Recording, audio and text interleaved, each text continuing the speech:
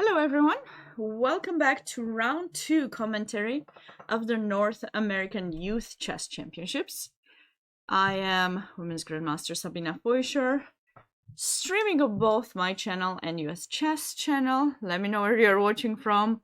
We got both channels opened. Very excited to be back. I started a bit later than I had to. This is not gonna happen any other days. But I thought we'd get a few more moves until so that we have something to talk about. But anyways, great to be here. How's everyone doing? Some of you are back. Very excited to see all of you. And we had some exciting first round, right? So as I was mentioning, coming back from the US Women's Senior Championships, now North American Youth Championships, we have a lot of American talented players. So the players in this tournament are from United States, Canada, and Mexico. I'm trying to pretend like I know. I don't pretend. I Spanish accent.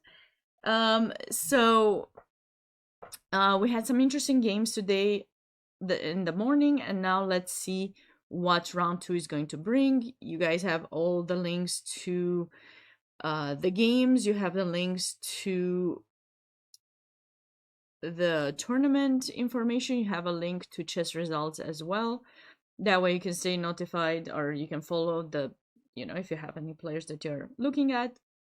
And without further ado, we can get into the action. Let's hope whenever I will be taking a break later, the stream will not crash. But yeah, so we have already a question casual player and Taurus. Hey, welcome. There's a delay. So there's 2 moves delay. It's not by minutes. The delay is not by minutes. It's by moves. So when they make the 3rd move, we're gonna see the another move forward, basically. So if someone spends, I don't know, 30 minutes on one move, we'll be waiting on that game for a while, so we could actually get it much later than it actually would have been if it was a 15-minute delay, basically, right? Because you would get all the moves the way they were played. I mean, I guess it's technically the same thing. I don't know. But yeah. So 2-move delay, that's the procedure. It's organized by US Federation, of course, FIDE America, and the main organizing place and the person behind it who has invited me to do this commentary is international arbiter and organizer Anand Domalapati, whose organization is Capital Area Chess. 2-move delay works for reducing any cheating potential. I guess so, yeah. He told me when I asked him yesterday, I was like, oh, this is interesting. Did you guys do it before? And he told me they did it in some other tournaments and it worked well, so they thought they would continue doing that. So let's catch up with the moves here. So we're looking at, we have quite a bit of games, by the way. Earlier, I was trying to figure out which is which, but now I got all the information, so I don't need to be too worried. So top 6 boards, if you go on the chess.com website, top 6 boards are the open under 18, then we have top 4 under 16, top 3 under 14, top 2 under 12, and under 10, and then top 1 under 8. So we got quite a bit of games to catch up with. And then in the girls section, we have top 4 boards in under 18 and 16, top 3 under 14, top 2 in under 12 and 10, and then top 1 under 8. So it's just 2 boards less in the girls section than in the open section, but they also have less players, so they probably try to kind of equalize the way it was. All right, so what have we got here? Another Sicilian, like we're used to already. C5, knight f3, e6, b3. Let me know, by the way, where you're watching from, and if you have a specific player you're rooting for. If you're a coach, one of your players playing here, and then we can try to check out that particular game. So we have I'm not even sure how this is called. It looks like bot, not really bot winning, because it's gonna go potentially for d4. We'll see. If white goes for d4, then we will transpose to some kind of a Maruti bind. Otherwise, it might be like a game that we saw in the previous round with g3. Okay, never mind. g3, knight f6, e5. Thanks, casual. I appreciate you. You want, yeah, there were some crazy sacks earlier in this morning, so definitely looking for those sacks as well. Don't worry. I will definitely take advantage of sharing all of those because I have access to all of the games. So I don't want some players, maybe some players won't get as much time for me covering their game, but I definitely try to kind of figure out what happened. If there was something fun that needs to be shown, I'll definitely show that. And then at the end of the stream, I always pick a game because we wanted to create some more content for US chess. So some of those recaps that I do, they might be using them for US chess YouTube channel, which I highly recommend you guys check out. And actually, since we're talking about that, before I get too much into the game, be sure to check out. What? I didn't make a comment? Oh, need to go on US chess to see it. On US chess Twitch. I'll copy the links for you guys. So I'm copying it for my channel. Just a moment here. Those on my channel, be sure to check out the YouTube playlist that I made part together with US Chess. Mostly it was National Master Brian Tillis, who's the communications and marketing manager, and it's pretty interesting. And I try to do some interviews as well and working on those more.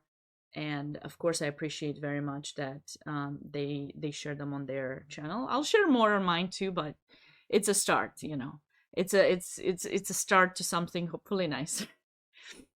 Bishop there, knight bt2, just normal development, of course.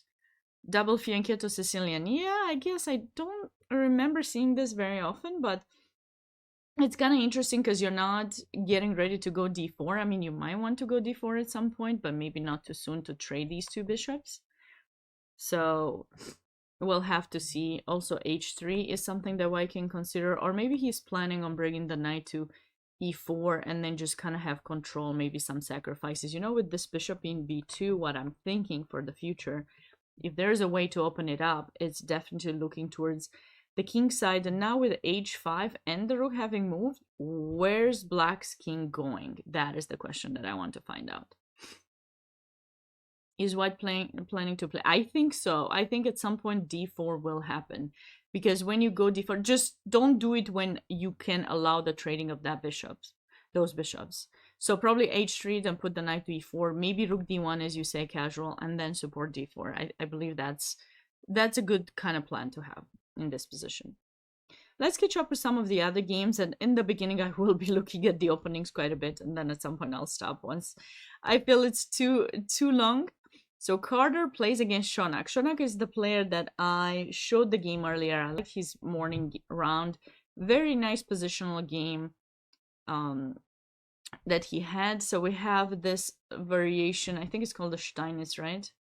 Variation of the French. Knight f3, bam, bam, a3. Okay. So theoretical position so far, white's trying to take in c5 and then probably... Listen, I know some people were saying that, you know, it's not... I think knight takes c5. Why did I put bishop? I don't know. Knight takes c5. There are some chessable courses, and since, you know, we have such a cool guy working for US Chess, you should, if you want to learn more, he also has a course on chessable, Brian, National Master Brian Tillis. And I think he mentioned he did cover that line that Dink played. So if you're interested in learning more, be sure to check out Brian's chessable course. Okay. I only wish, you know, when I published my book together with Alshan, I really wish people would talk more about it because I thought it was a good book, but unfortunately they didn't. Maybe I'm being too nice. Do you guys think I'm too nice? Just sharing everyone's secrets.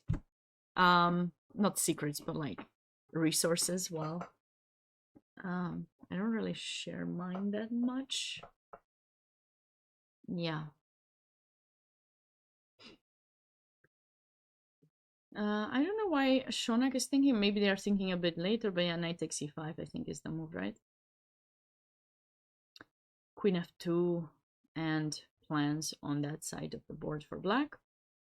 f6 is an option as well in some situations, so let's wait and see. But I do like knight takes because it controls the d3 square, which is you know, the bishop will go to d3, so you want to be ready to take it because you have castled. So when you castle, you really need to be mindful about the bishop getting on this diagonal.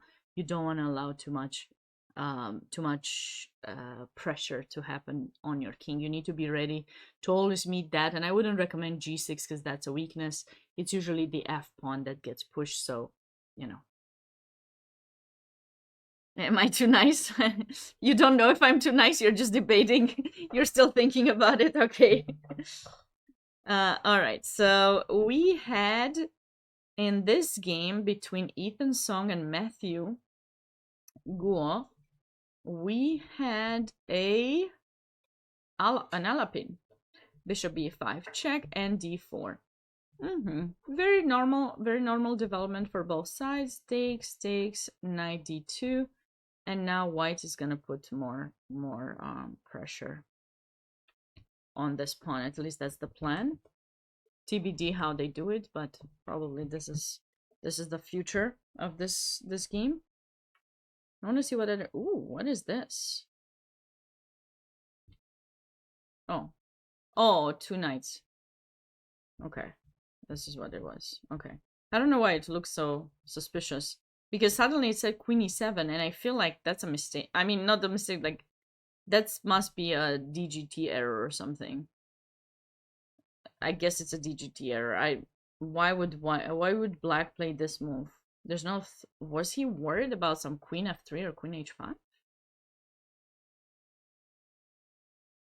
We'll get back to the game and see if this is for real. I don't want to be trolled anymore. Ragozin! Was it Ragozin? Yep. In the French room, white plays a3, and if black does not have a5, I feel like the future b4 from white shuts down the queen side.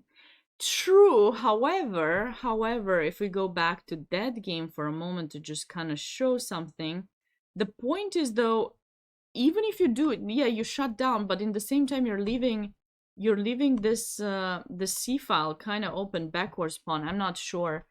I know a lot of people, I've seen people play b4, but depends on the situation on whether you can kind of stabilize that, because otherwise you will be giving black some plans on that side of the board. Like, you need to think very well before pushing b4. It's kind of like in Sicilians. I've seen people sometimes play b4 to stop b4 of blacks. So black plays b5 and white plays b4 at some point, of course with short castle, and they think it's fine. But then, you know, like, if there's a pawn here and a pawn here of blacks that control c4 and you can't go c4, I think you're gonna be struggling. So you have to be mindful with the pawn pushes, in my opinion, I think. Okay, so we were at Zoe's game. So this is board 5 in the under 18, and Zoe is playing in the open section. Oops.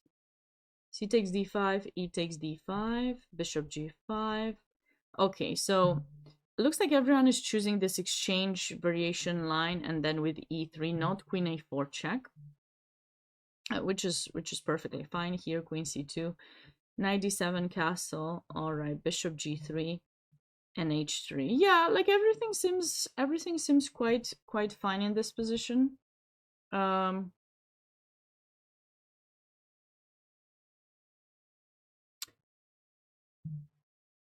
So we're transferring to Queen's Gambit pawn structure, right? Carlsbad pawn structure. And now Zoe's gonna prep after the trade of the bishop. She's gonna do the minority attack over here. try to create a weakness. I double the rooks, put pressure on d5 and b7. This is usually the way the game kind of goes for white here. Those are the plans. As for black, black will focus on this e4 square, trying to place the knight there.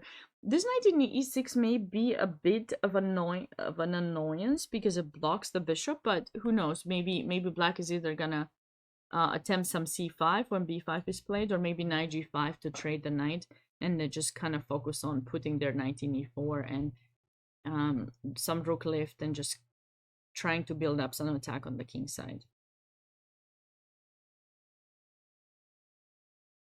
What did we have here? French? Oh, Timur is funny. Timur is funny. We have e4, a6. I see. I see. Hopefully I'm not being trolled. Hopefully I am not. We know a lot of things about the trolls. I'm gonna admit, I did try one time this.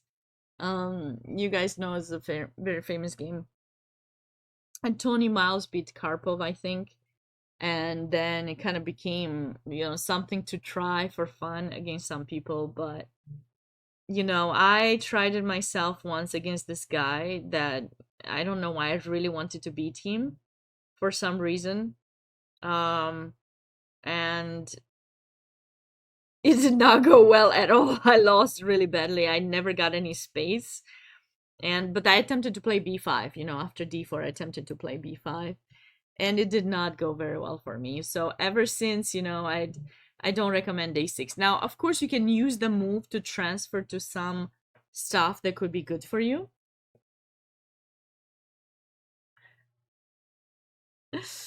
Well, it's not a bad pull. You can transpose to stuff where a6 is actually a useful move. Maybe you're just waiting to see whether the opponent will control the center or not. I mean, let's not use that word, especially because I'm dual streaming. If it was just on my channel, I would have read your comment. But it's, if you have some follow-up, Regina's here.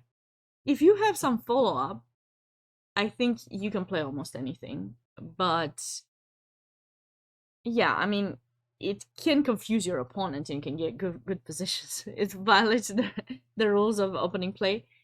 That's true, but listen, what opening doesn't? Like, besides e4, e5, and d4, d5, technically every other move violates the rules of the opening, right? It says occupy the center, so you could only play 2 moves.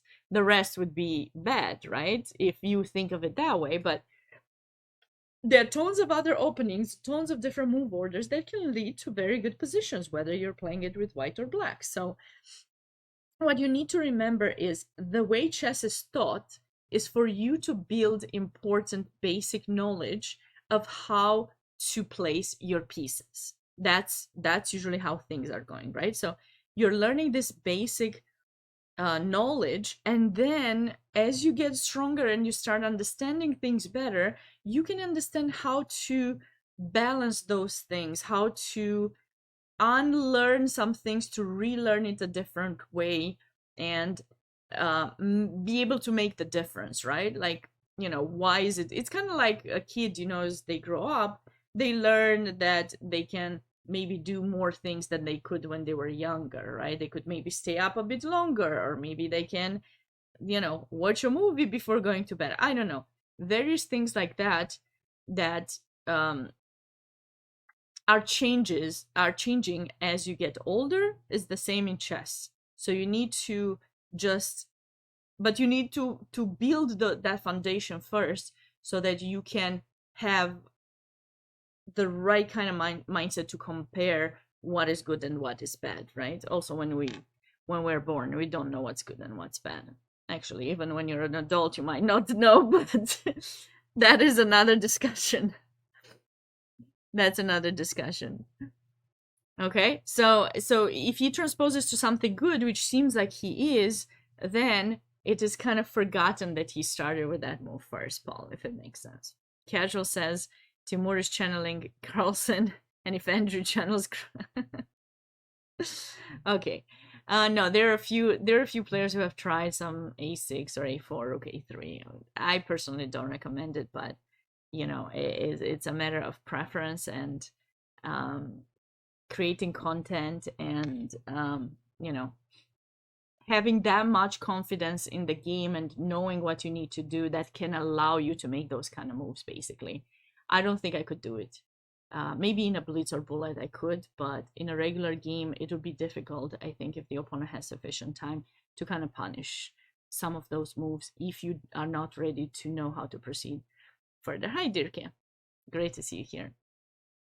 So now he's basically transposed it to some kind of French where this a6 is not that bad, you know, so, or some kind of Ragozin or something, right? A6 is not that bad of a move because it stops the knight from going to b5 and he's attacking the center, so he's done the perfect thing that he should be doing, I think, here. Maybe c4 is not necessarily the move that would punish that move the most, but it's just kind of hard to, because if black goes d5, like I said, if they know the continuation and then know how they want to place their pieces, then I think, you know, it's gonna be fine for them. So catching up with the game, a3. Okay, so now he's got some pressure, and look, it's not even that bad of a position for black, because now, yeah, after the trade you can't even take back. So who remembers that a6 was the first move in this game, right? So that's what a strong player can do, even with playing a move like that. So avoid some theory and then gets the kind of position that is a playable position and maybe even better. And this position is definitely slightly better for black because of this pawn structure of whites, but I'm still trying to decide where black's king should castle. Maybe it should stay in e7. That could work too.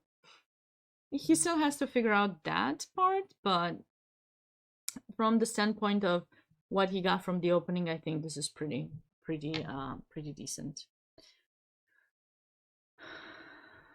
Another Sicilian, this time a closed one. Okay. All right, bishop d3. Yeah, I've noticed more and more players going for this line. This is not bad. Bishop d3, g6. Okay. And eventually you're gonna have to move that bishop from d3. I don't know if e5 is the best move because it does give the square away. I would probably go back here, followed by maybe d3 and stuff. I wouldn't allow black to get that f5 square for the knight. But he probably had his reason to try to get the square for the knight or bishop.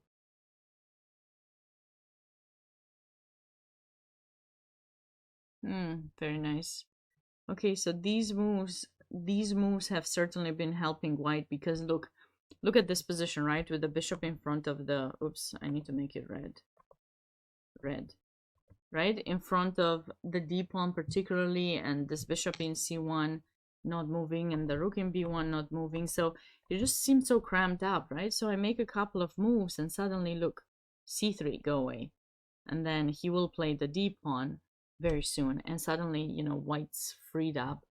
White can focus on the development and have a pretty fun position. And you may ask me, okay, why did black castle, why didn't he go for this move? This would be a blunder for various reasons. One of them is probably some discovered check here that would take the rook, but I personally like this move more. d4, right? Attacks the bishop, attacks the knight. Only way to defend is this, and then we can take, and then we can have more checks. And black's king in the center and having wasted that much time is definitely not a good idea. So that's why he did not take. That pawn cannot really be captured. So black is proceeding with the development and waiting to see how white is gonna defend that pawn. I think d3 seems like a very natural move. Opening up the bishop now, again, you can't take in e5, and then we can go bishop f4, and eventually maybe white will go rook d1 and push d4 to support the center further, but until then, we still wait. Another pirk, seems like. What was this knight g5? Actually, which move order was it?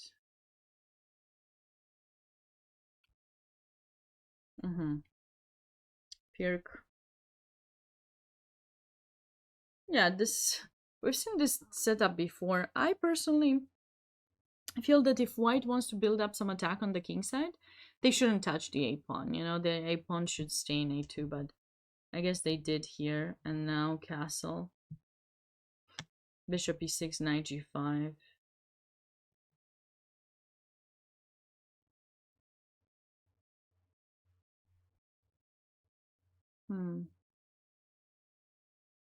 Maybe this could be something to do. Wait, what happened? Why is it Dirk's fault? Am I not live anymore? Did I mess something up? Guys? Oh, I'm fine. Oh, okay. Why did you say it's Dirk's fault? What happened? Live still okay. I got scared there for a second. What did Dirk do?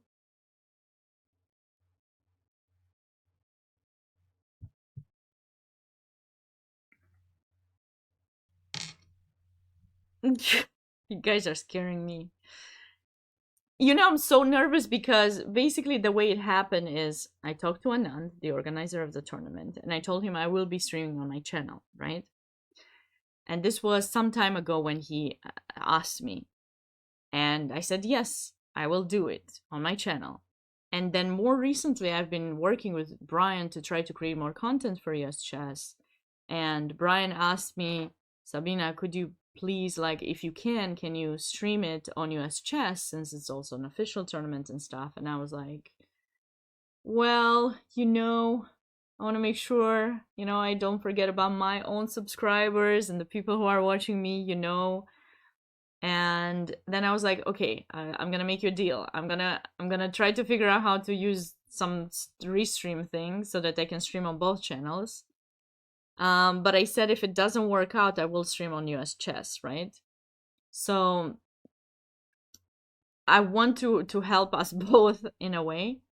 But I was just so scared because if it doesn't work out, you know, like I would feel bad. Like I don't know.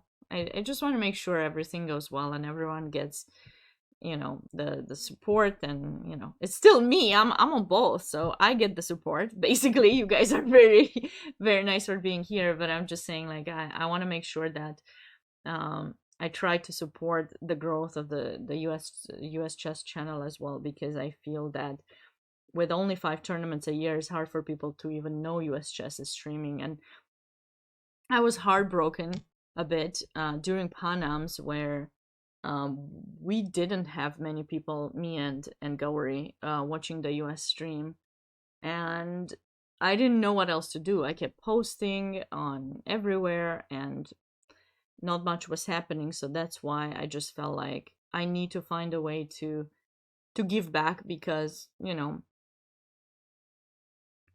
it's my, I don't know, my natural instinct to to do that for some reason. So yeah, I mean, that's why I'm very nervous. So if you guys scare me with those, scare me with something else. Just don't scare me with the stream. Something being wrong with the stream.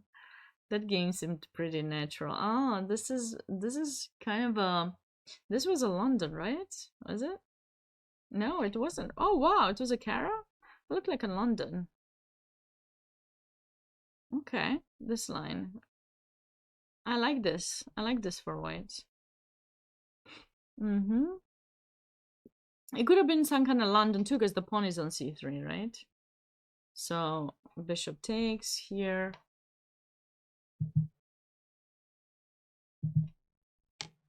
Bishop takes, queen takes, knight e5. Okay. So what's happening in these types of positions, basically? Well, white is trying to take control over the center and might have ideas with f4 and stuff, while black will have to try to do the minority attack, but they are a bit behind. So we'll see who gets there first. Rook b8. Oh, rook b8 was even played here. Queen d1. And I'm anticipating some b5, a5, b4 for black. As for white, they need to do something on this side. Yeah, reverse correspond, indeed. Yeah, that's what it is. Yeah.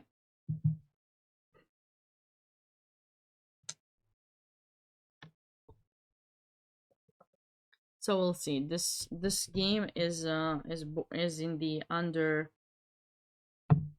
is board 3 in the under 16. So we got one more board in the under 16.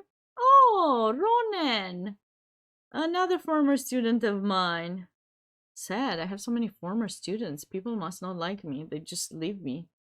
They just, you know, stop taking classes. Now I feel sad. I shouldn't have been so excited. But no, Ronan has progressed quite a bit lately. I remember I was working with him when he was a kid and he was like 10 or something. Now he's, I guess, 18. I can't believe he's that old now. But I played with him last year. Last year?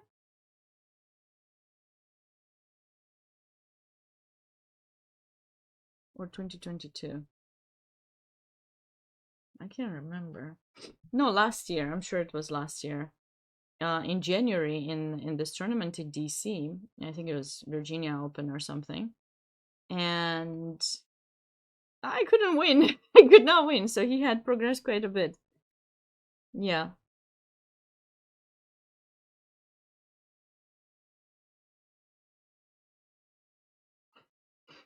So I have this interesting question before continuing with the game in the chat of US Chess. Sebas is asking, earlier I heard you commenting on a6 and more generally moves that violate rules. I was wondering at what strength we can start thinking about violating rules. Or at which level? I think it's a human nature to try to violate the rules, like, unfortunately, which is sad. It's so sad. No. I think sometimes when a rule is made, I don't know why, I have the feeling a lot of people that I know, like, why is that a rule? Why does it have to be that way? So I don't think I could say specifically at which level you can violate, like you can change the rules and change the things, but it's about your understanding. Like, I think at some point you start understanding that there's a difference, you know?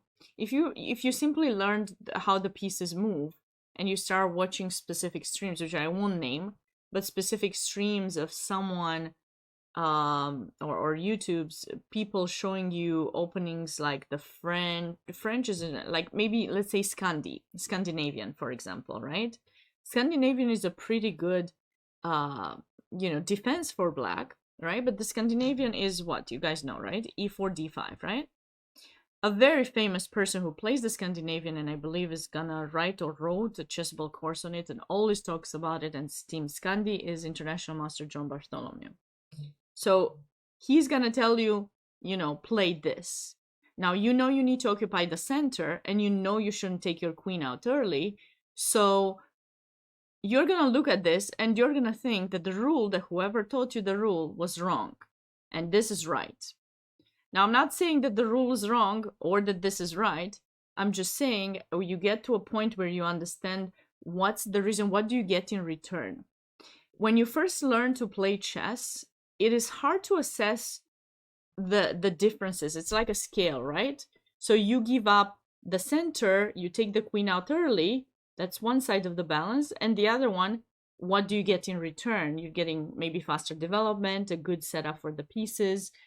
You get rid of white's pawn in the center, and depending on which one you play, queen e5 or queen d8, whichever line, I don't know which one John plays, but basically, like, you'll get some nice setup where pieces get out easily, so you have an easy development setup.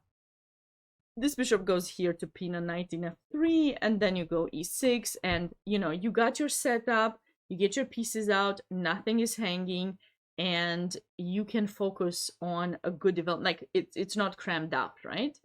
So what did you give up? The center and the queen out early, but you're getting a very easy kind of development, right? But if you just start playing and you start looking into that, I believe that it kind of, you're not ready to understand the reasoning behind it. Or if you learn to play a gambit, for example, when you're giving up a pawn, and you don't understand, like, why am I giving up this pawn? Like, I lose a pawn, it's material. Why do I do this? So I think as you get stronger, but I can't tell you how strong. Like, I think that's different for everyone. But as you get stronger, you are learning these differences, and you're able to compare what you give and what you get, and it just makes you more aware of whether that's worth it or not, right? For example, like, you want to know, is it worth it that I pay $100 to get a lesson with this coach? Am I going to get anything out of it? Or maybe I should pay $10 and get a lesson with this other coach. Or maybe I shouldn't pay anything and learn it online, right? There's various things that you can do with the help of someone, or maybe you can do yourself. How do you know which one is better? You will only know very likely after a period of time where you have made like progress or not. Then you will know, yep, I should have done this, right? Or, oh, this coach was very nice, I had great communication, but unfortunately they didn't really feel what my needs were, and right? So, it's just a matter of how ready you are to compare all those things, basically. Hopefully it makes sense what I've explained. I try my best. I don't have all the answers, sadly. Sadly, I wish I did. If I did, maybe I would be stronger than I am now.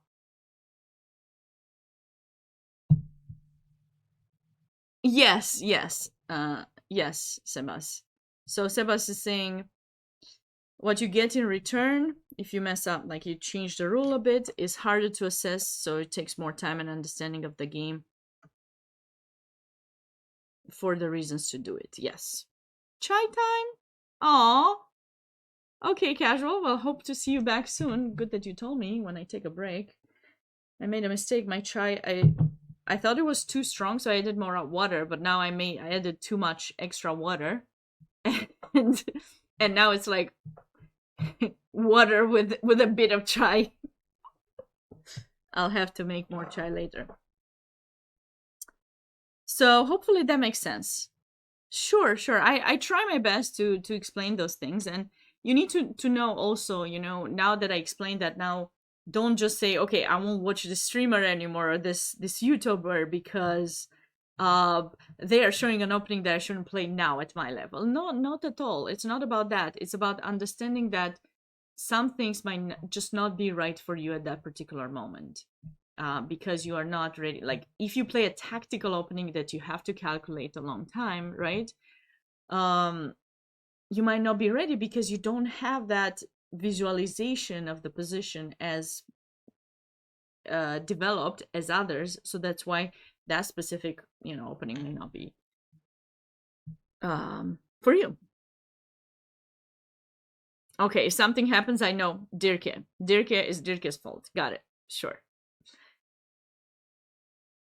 It makes sense, and most people can benefit from it. Yeah, and it's always tricky, and I've had these conversations on my stream quite a lot about coaches and how to choose a coach and what you go for, and sometimes it's sometimes, depending on how much some people want to just have a conversation and get better at specific areas of the game, and they that's how they pick their coach. Other people, they want to improve in a specific line. So if a specific player or coach is good at a specific line, then you might want to ask them to explain the ideas to you so that you can better understand and know how to play them. There's various reasons on how you take a coach, and always I like to say personally, and hopefully this is acceptable that I say it, is that not always someone who's a super strong chess player is gonna be as great of a coach. Sometimes people who are even lower rated, but they've had the experience of teaching over the years a lot of people of different levels and helping them reach a certain level, those people could be much better, because also being at a lower level, it's a bit easier to reduce your current level to get to the level of your students. When you are super strong, like let's say world champion, suddenly you have to teach. I think it gets a bit harder to really reduce, forget that you know all of the stuff and get to explain a basic level to someone. I think it takes time to build those the way you teach. So make sure that you consider that when you choose a coach.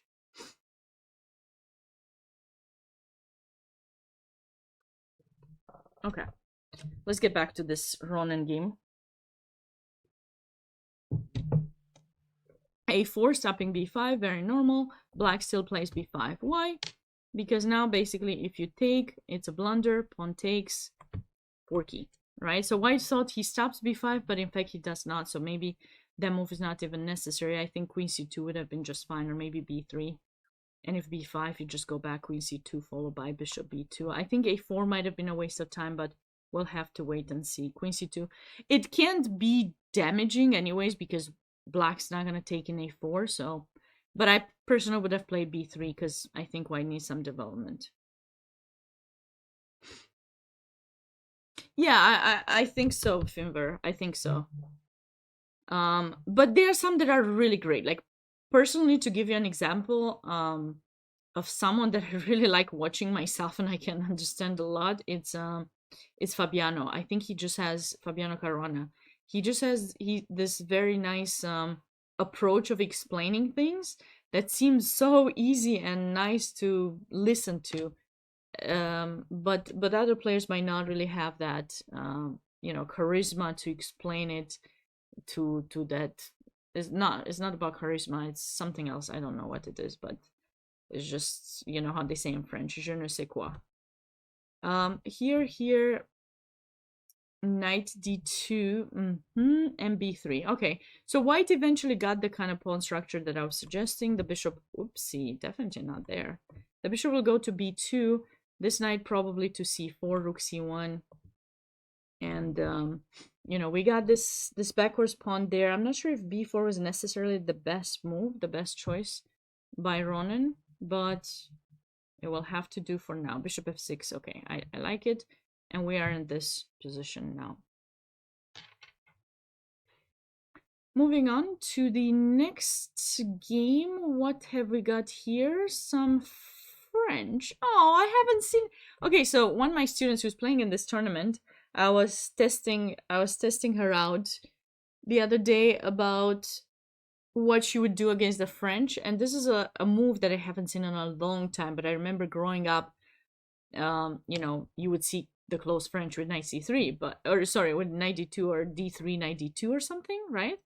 But I would see queen e2, whether queen e2 here or d3 and queen e2. So this is quite interesting because it does not allow d5, right? I mean, it does, but you can't take with the pawn, you got to take with the queen, and this is not usually what you want to do when you play the French.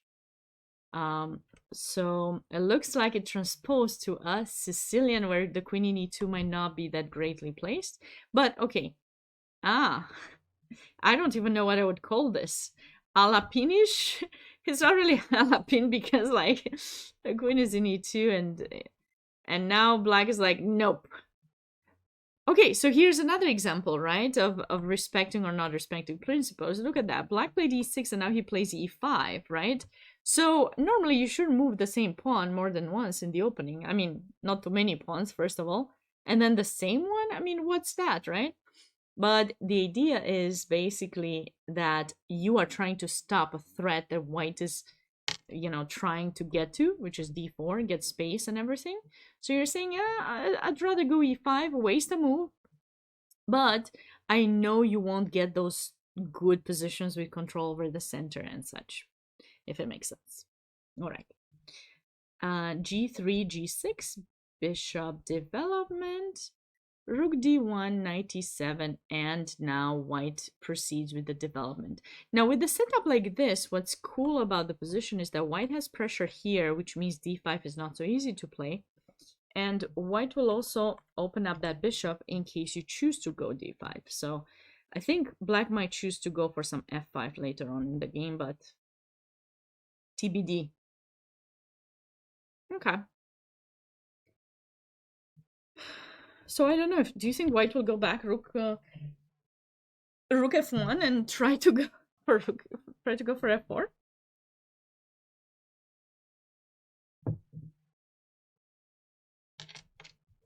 TBD.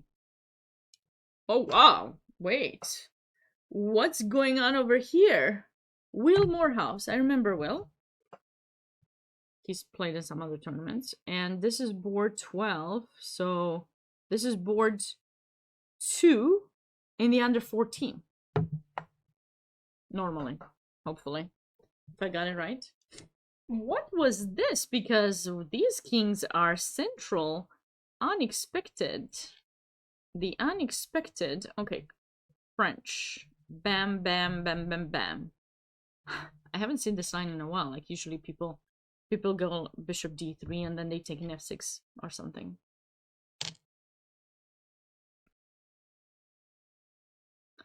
This, very normal stuff. Okay, white develops, bishop d7.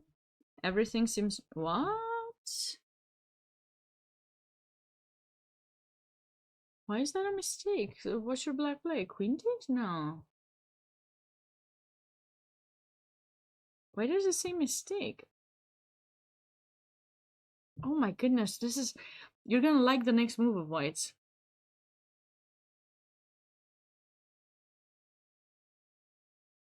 You're gonna like white's next move, but the question is...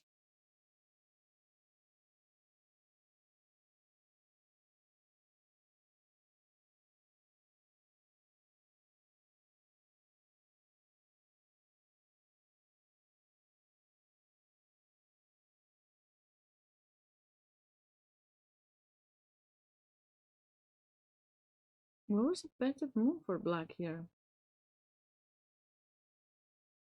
Don't tell me it's queen f6. I mean, there's no way. Is this the move? Seriously? Yeah, Evan, yes, that's right. That is right.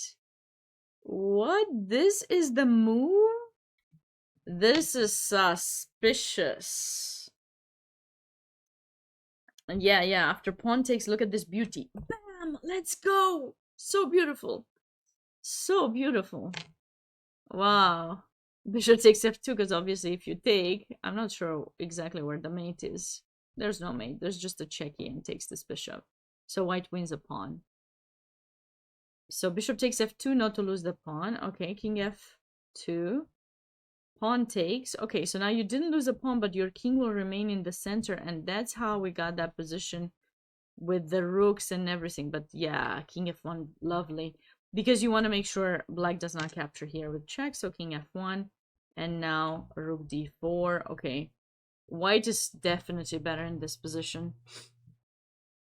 But how he's able to convert, it might take a bit of time. Because neither king is quite safe. I wonder if this is a good choice. And I really want to show this. Oh, it doesn't work. I was gonna sacrifice. It does not work. My sacrifice does not work at all.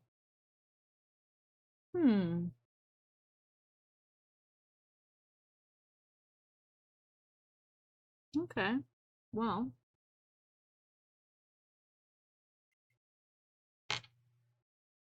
Okay.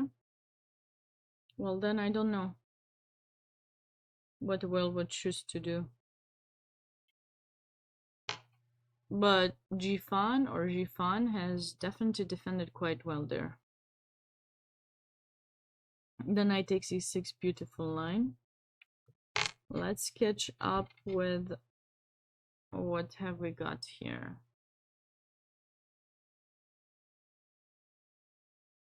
What was this? Opening Joko? Yep. Gioco pianissimo. No, piano, piano, piano, pianissimo, pianissimo, because there's no d4.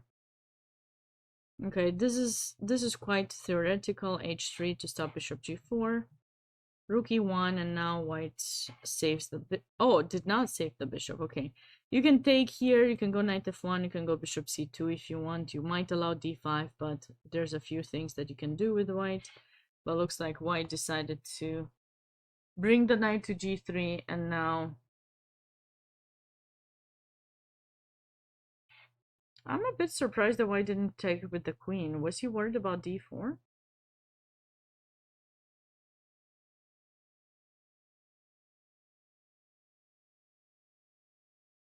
Maybe. Because actually, maybe, no, knight takes. Yeah, knight takes. So he chose to take with the pawn, but now, what do you feel about the pawn structure? Is fine for white. It's just this rook I don't like to be here. I'd rather have it there, and this bishop I don't like it to be there. I'd rather have it back to b3. So black is trying to take over the d file while white is attempting some king-side attack. Okay, hanging piece again. We're dealing with this hanging piece idea, but you know, you can't hang pieces like that unless you see clearly some follow-up, and I'm not sure if there is something concrete here for white. If you don't get the f6 in, I think this seems fine. If you go e4, we just, you know, we just need to make sure f6 doesn't happen, and then maybe we can play f6 or knight f6 ourselves to just make sure. If that happens, then white will get this nice outpost for the knight, and earlier, you know, would have opened the bishop, but this way it seems fine. This is the current position. And we're definitely lacking black. White sacked a piece without concrete threats. Benjamin might be on his way to win this. Ashwin Prabhu against Zachary Han-Kun Liu.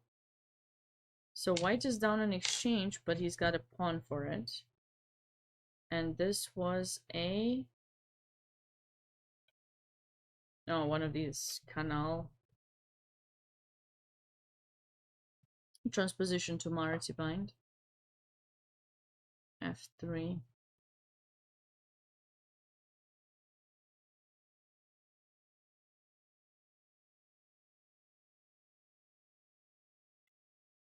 But what did white do in this position?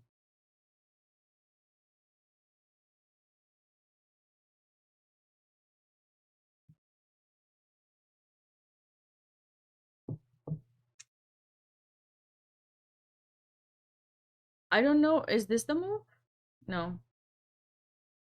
What is the move for white in this position? It's like f3. I feel like f3 is a bit premature. Maybe we should go bishop e3 without worrying about knight g4. And then takes. And then go bishop d4 maybe. Something like that. I think this move order it's an extra piece that's being traded, right? The white's light square bishop is off the board, so in a way you're thinking, well, that's my bad bishop because there's so many pawns on white, but in the same time, I don't know. It just seems like these pawns are kind of like hanging, kind of. So let's proceed to see how the game went.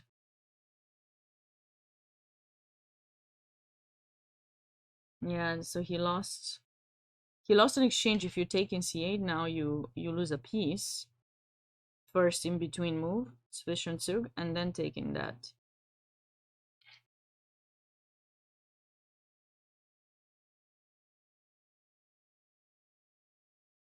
Mm-hmm.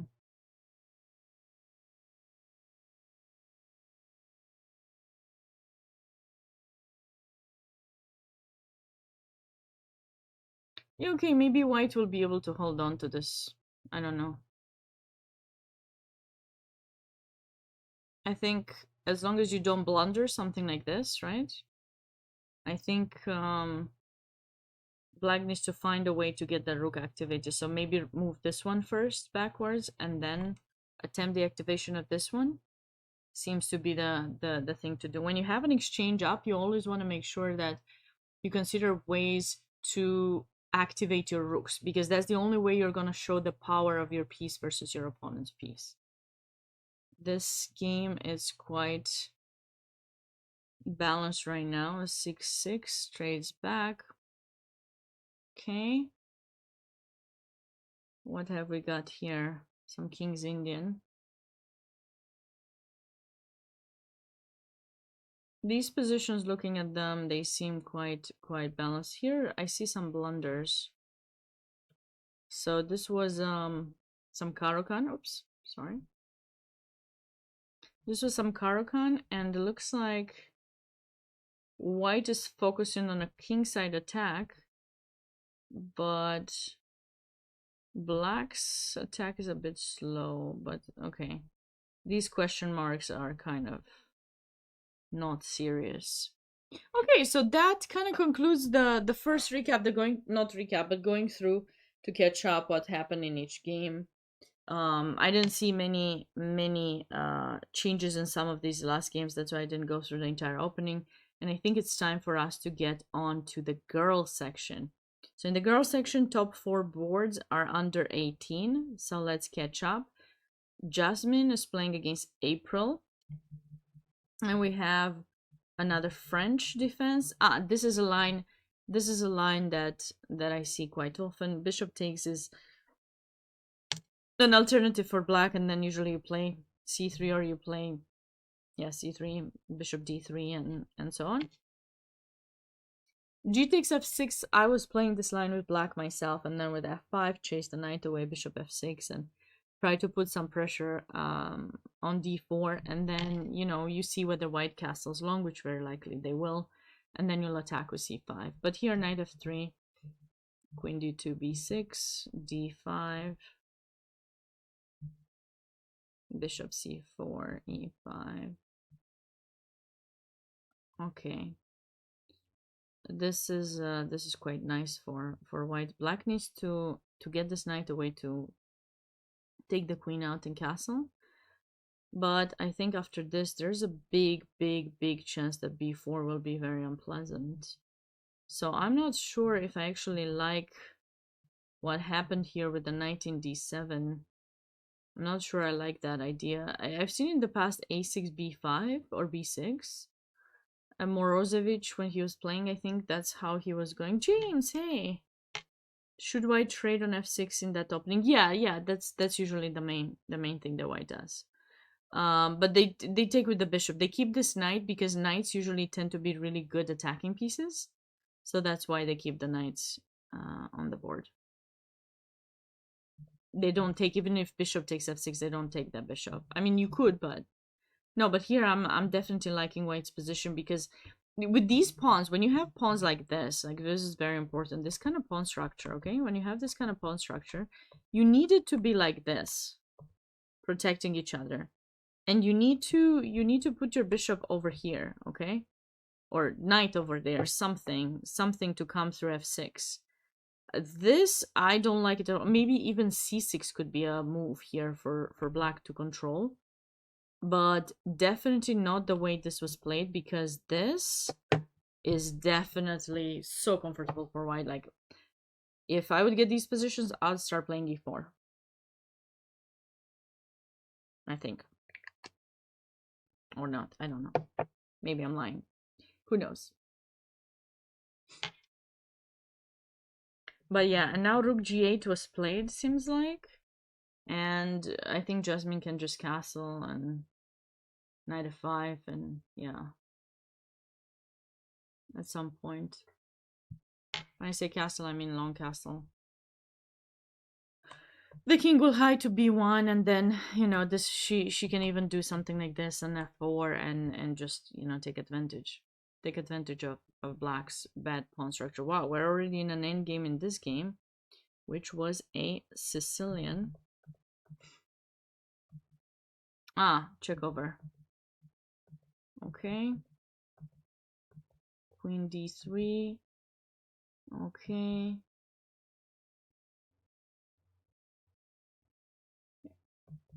Bishop e6, knight c3, d5. I think this is still theory.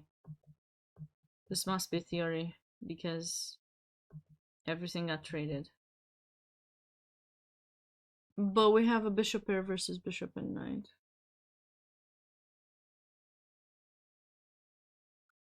I'm definitely taking black here. Could black play f5 in the Jasmine game? No, because the pawn in e6 was hanging. This move? I think I can take. That's a blunder. It's a cute mate. I mean, I guess you can take back, but this position is kind of, maybe you could have attempted it, but I think this position is kind of, maybe. Actually, could white go queen d4 first? Maybe we could go queen d4 or queen c3 first?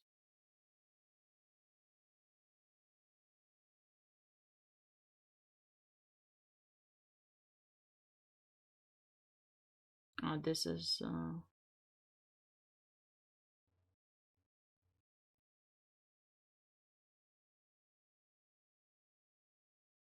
there's white winning here.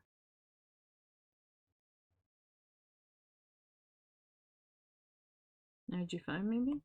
No.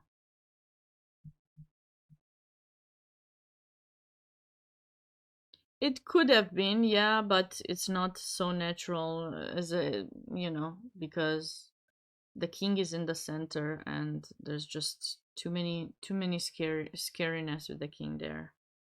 This game might be headed for a draw or something.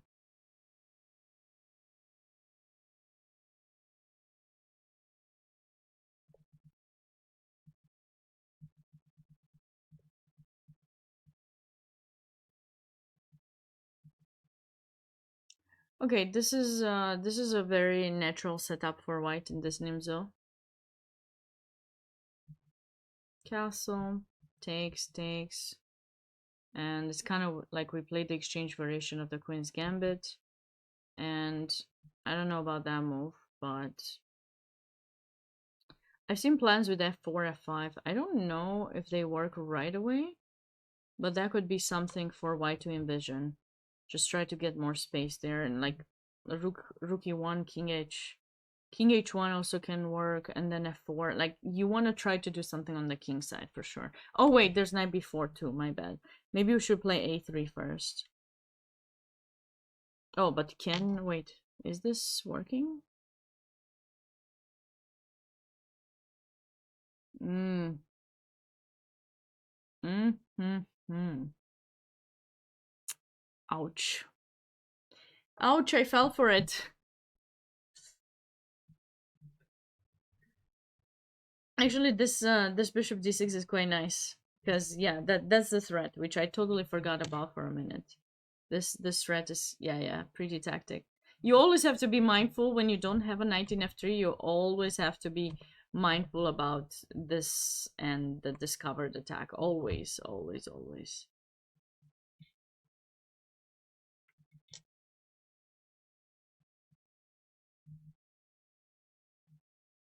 I wonder if it wouldn't be better to put this rook to e1, since this one can still help support f4. Maybe it's about the same. What about bishop takes f6? Because if queen takes, I'm just making sure I'm not blundering something.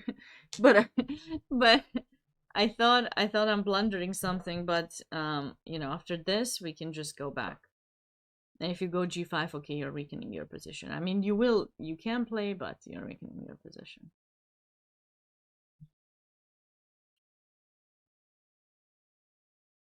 So what does black do after this, actually?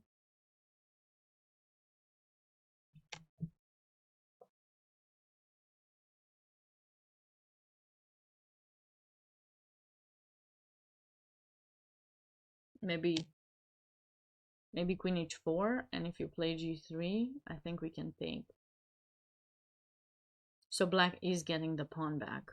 We take the queen, takes this queen. If you take, queen takes, and material is equal, but black has the bishop.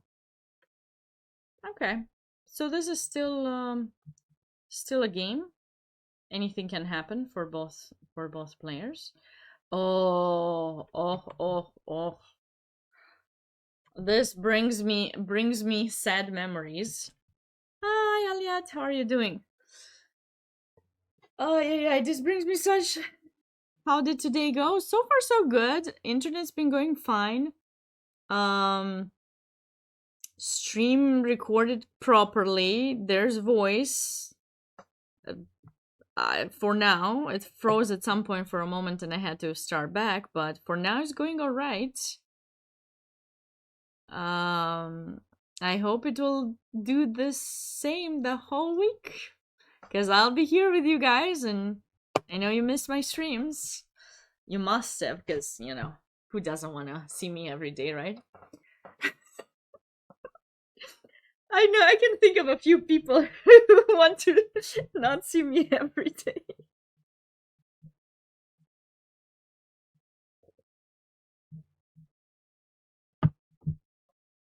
But no, I'm very excited that this thing works and I can be on both channels. I should have thought about it for the US Women's Senior, you know.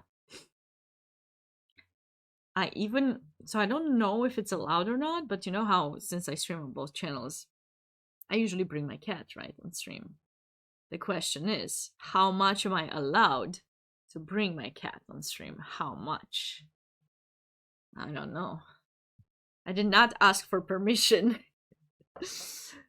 But before the stream, it was really funny. Yeah, Regina is here. Well, I'm home. Yeah. She's sleeping right now. I can see her. I have a visual of her sleeping on the couch. But before the stream, maybe I should post that picture. She was sitting. For those of you who know my setup, I have my books behind me, and then there's her tree like in the corner. So she was sitting in the corner watching my computers. Like literally, she sat there for like, I took a nap in between the streams, and she was sitting there when I woke up, and I took a picture of her watching the computers. I don't know what she was thinking. Hopefully nothing to mess up my stream. But yeah. No, Paul, no. You are not terrible. Please don't say bad things about yourself. That's my rule. That's my rule on streams. Let's try to stay positive. Sabina does say bad things about herself, but that's, you know, that's she's working on it. She's working on it. I mean, but yeah. So Regina right now is taking a nap, but she was inspecting the stream. She was inspecting the stream earlier. So what kind of thing we had here? Semi-Slav. Okay. The bishop d2 here. Interesting. Yeah, I've seen people play this line. Because the bishop, you want to take it out for the rook to go out, and then, you know, you don't want to play b3 and stuff. You just keep it here. No, Paul. No. Okay, so what? So what? Your USCF is a bit low. No big deal. It can go up. It depends how much time you can put into it. See, when you're a kid, you have way more time than when you're an adult and you have responsibilities, more responsibilities than when you're a kid. When you're a kid, thankfully, you get a lot of support from family, and if you get to be stronger, then maybe you get some sponsorship too, and you can continue your path for various things. But, you know,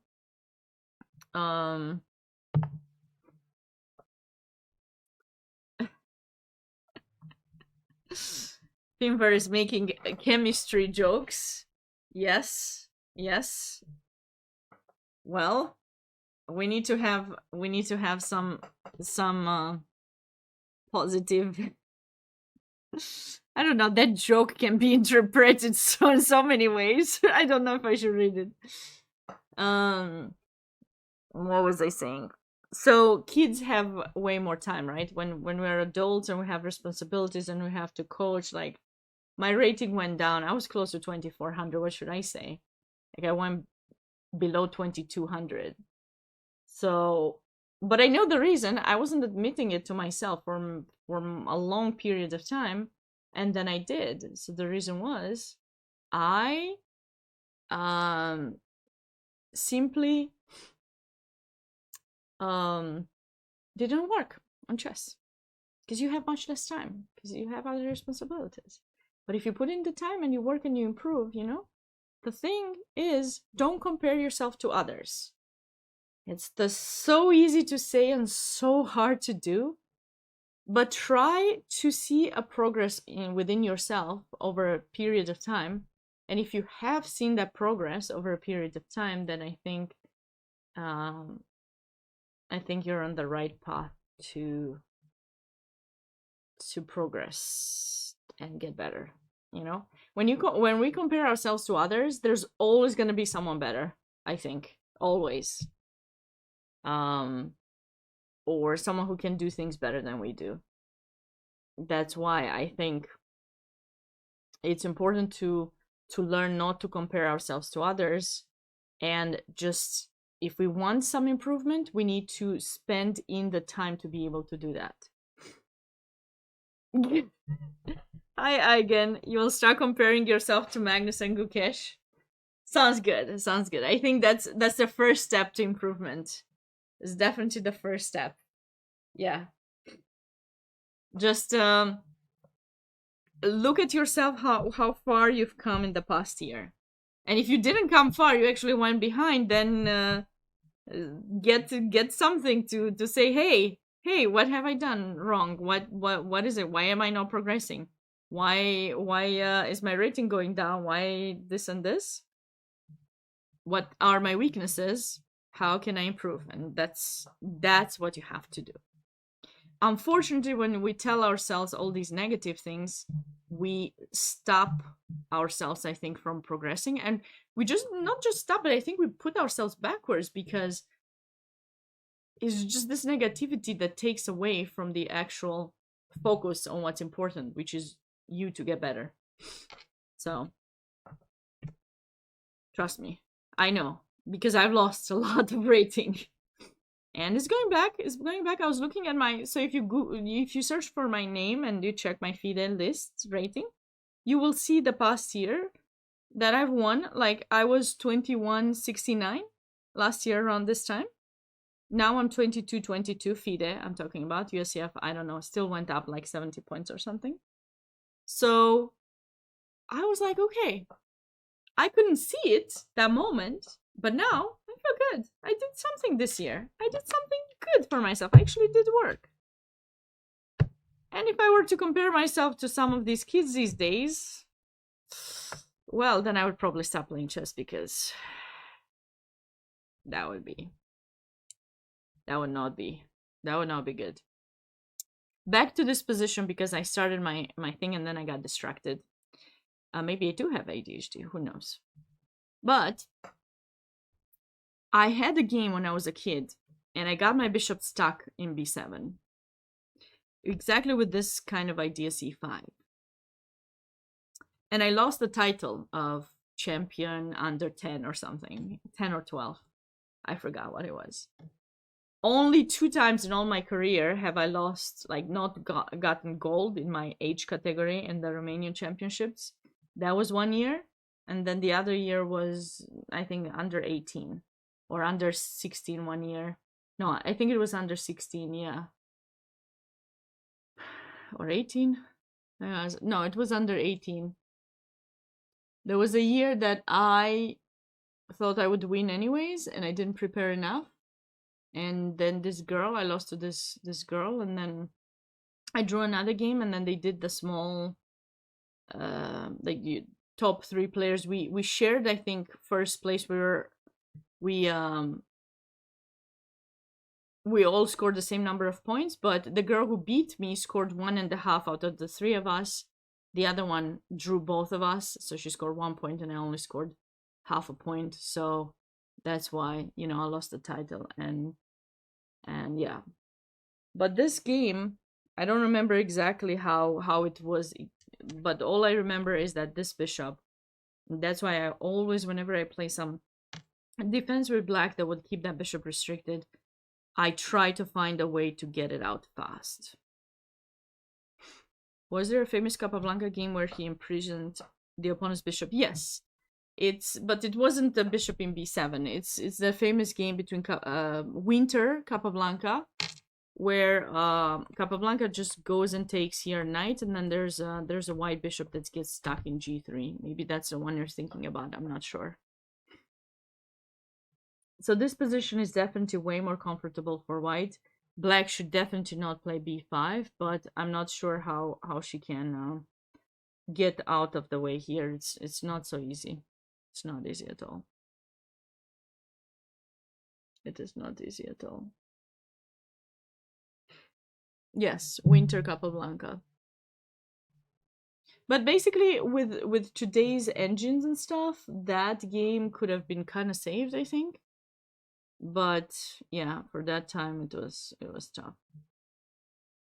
I think we had another Joko or Spanish 4 knights. Okay. Bishop b2, castle, king h1 to play f4.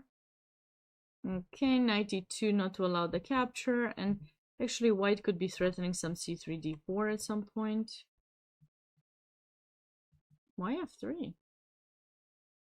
I would think h3 followed by f4 to be more of a natural approach there for white. f3 seems a bit suspicious to me, because doesn't white want to go f4? Do you guys think she wants to play c3 d4?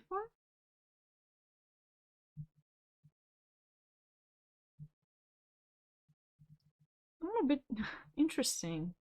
Interesting that Erin goes for this bishop trade. Okay, bishop d1. f4, f5. So white is planning on a kingside attack.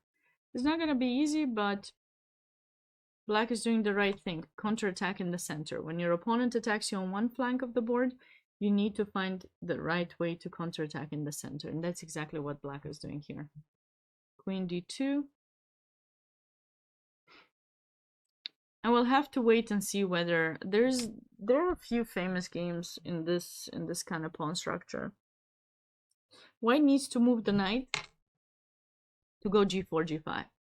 That's definitely something that needs to happen. So we'll see if she will manage to do it. This game does not seem to have advanced much.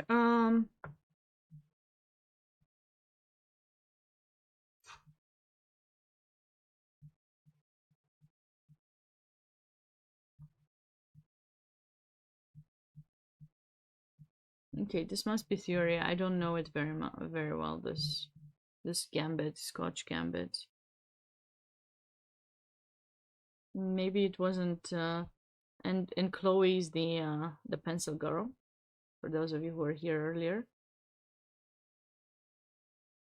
Rowan had a really nice. Didn't she also have white in the previous game, or maybe it was her sister?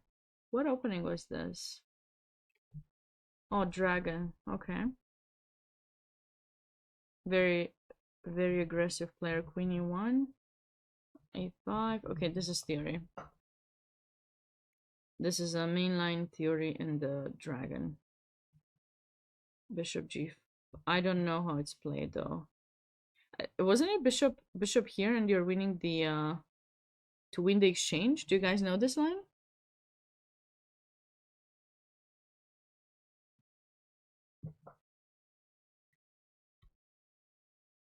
I think this is how the game goes. But okay, there's more theory here.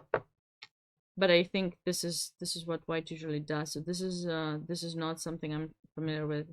Probably not f6. Probably black needs to move this queen somewhere. But now that f6 was played, this will allow white to push the g-pawn eventually. So now she comes back to her c5, but I don't know, she wasted a couple of moves. And black was able to save the rook. Oh, cute tactic. Cute tactic. Knight takes f6. Oh my goodness, sorry. Sorry about that. Oh. Knight takes f6. If you take, of course, we take here, and then we take here, so we win 2 pawns.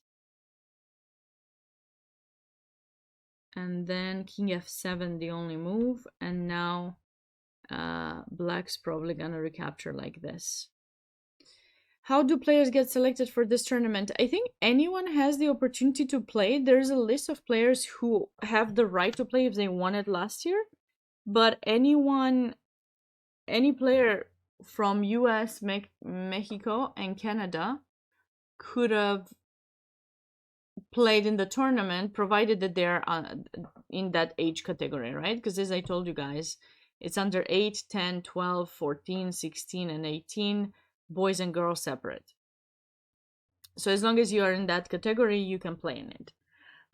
Usually most tournaments and FIDE tournaments are organized based on age. In America, in the US, the national championships, the K through 12 that you see, it's by grades, but here it's by age.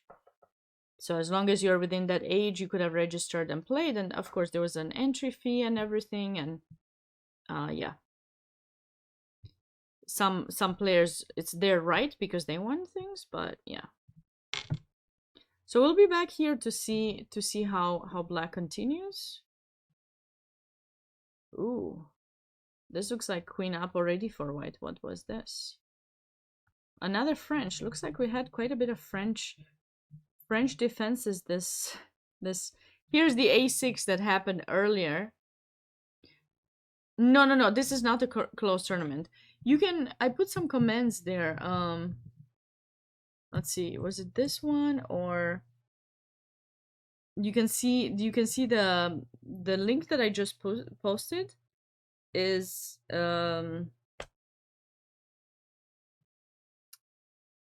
the link, and I should put it here for my chat too.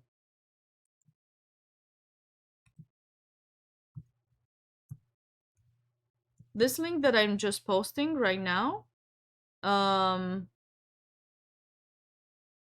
shows details about the tournament and also standings, so you can read more about it. And I think there's an additional link that didn't get posted that I have to fix that too for US chess, and that's this one. So if you go on those links, you can read more about the tournament and what each player gets, like if you win it, what titles that they get, and such. Yeah. So we have this French.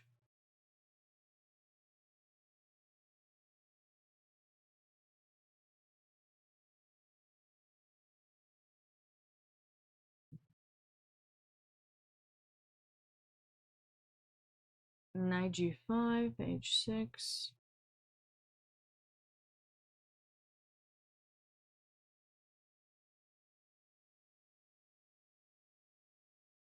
Interesting though, why didn't take the bishop there? I don't know if it's good or not, but I wanted this. No, it's not good. Oh, sad. To go queen h5. It's not the best. I guess we can go bishop h5. Or maybe we can go g4 also. Or not g4.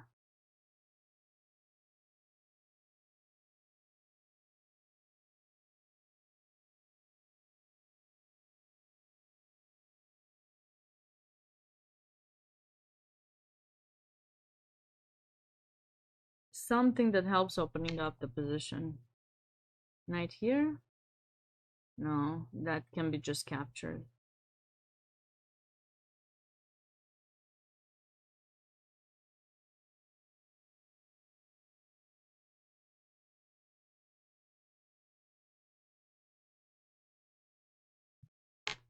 c3 maybe?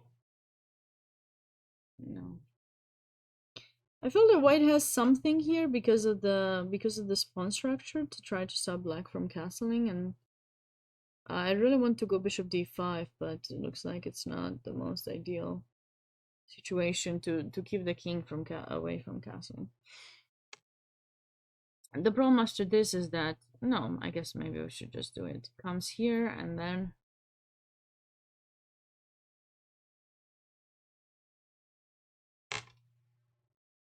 maybe this. And you're trying to open up to reach to Black's king. Black's king is kind of, you know, in the center, and it would help if you found a way to take advantage of that.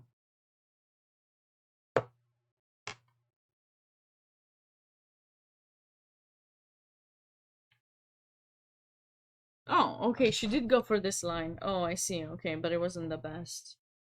Rook a7, blunder.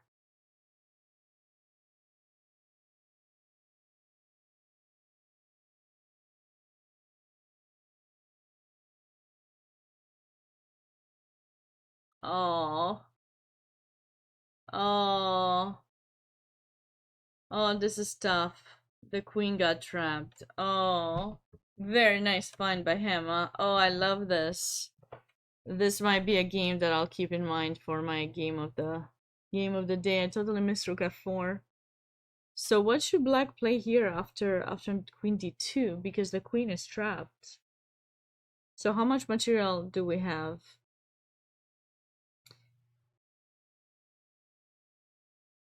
So we got a knight. We're up a knight here with black. So maybe we should go knight takes here, or maybe knight takes knight takes somewhere to open up and protect the rook, or maybe just move the knight backwards and just keep this protected or something like that. But the queen needs to get out. Oh no, that's, or maybe g5, but then g5, I don't know, we can just take it. What would be a good useful move for black? Maybe c3? Maybe c3, because this comes in with tempo, and then for example takes if you take back, maybe now you can go to k7, because now your queen won't be trapped because of bishop b4, right, or something. Yeah, queen b3, maybe something like this. Oh, but this is hard to see. You got to spend quite a bit of time with the calculation here to find something for black.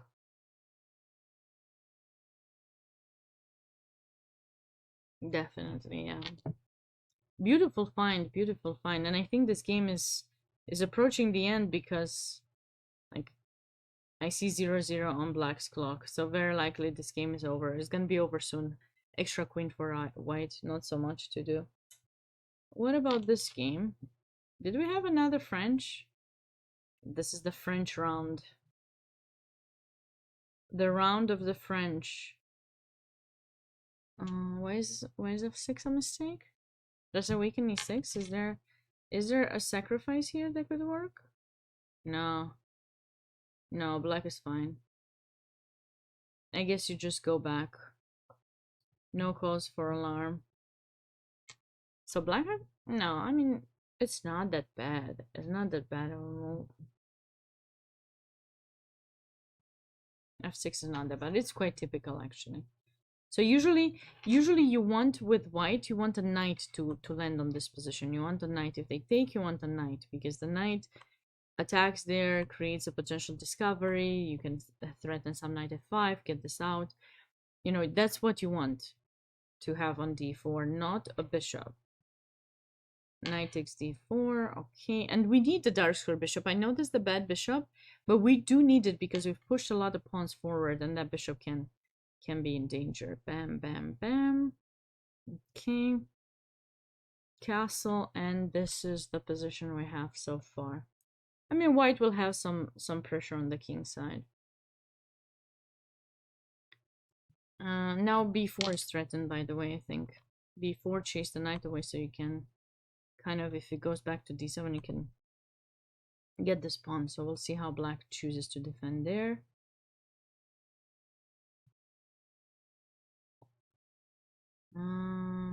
This was already. Transposition to some Kole. Larsen. Very nice play by white so far. Rook c1. I like the development. I like the setup, you know, simple chess. Taking all the pieces out, occupying the center. There's a square, an outpost on e5. Place a piece there. This is kind of the way to go. Maybe this was better. Because this knight is kind of trapped. Like we're threatening stuffs. Rook d1. Knight takes helps black trade another piece. Oh, she did not trade. I definitely would have gone a second trade here. This also helps maintain this bishop locked, which is what you want. You don't want to give white the ability to open up that bishop. And maybe now you can go... Is c5 gonna trap my knight? Probably. Probably, so you can't go c5. But maybe you can go queen g5, huh? Queen g5? Queen g5? No? I want to come up with this cute tactic to show you guys, but I don't know if I can. Maybe I did here. I want to show you guys some tactics on g2. Did I set up the position right? Is my question. I think so. So do we go bishop d5 or do we go knight d2, but then they take, so we're not succeeding in something's cooking here. Something's cooking. Oh, maybe knight c5. Look at this. Oh, no? Come on, knight c5, opening up this bishop, the queen, trying to trap that queen. I guess f3. No, f3 doesn't work. What I'm talking about. g3. Oh, and we got nothing? That's sad. This is very sad.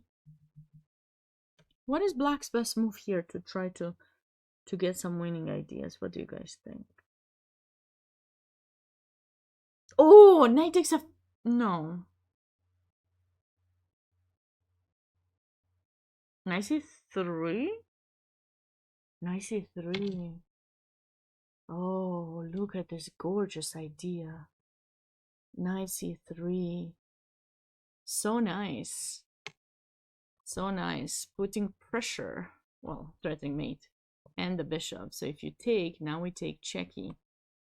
Okay, I wanted to show something like a mate. It wasn't a mate, it was a piece. Hey, we'll take it. Beautiful tactic, right? Discovery. This is what I wanted you guys to see so that you can compare the difference between this bishop in b2 and this bishop in b7, right? This bishop in b2 is stuck by its own pawn, whereas this one is open, so you definitely, like, in your mind, ideas should come. And why was I thinking about something like that? This is one of the reasons, in my opinion, why you do tactics, right? Pattern recognition. Pattern recognition is huge in chess. So you see a pattern, you know you've seen it before, and you try to find a way to get that pattern to work in the position that you have. Okay, so yeah. But anyways, I think I was going a bit too much here with my idea. But so it wasn't c5, it was queen g5, and then I guess white cannot take, so we'll might try to defend with g3, which is a bit of weakening. Can't go f3. I don't know if you can go bishop f3, maybe bishop f3 to try to avoid the attack.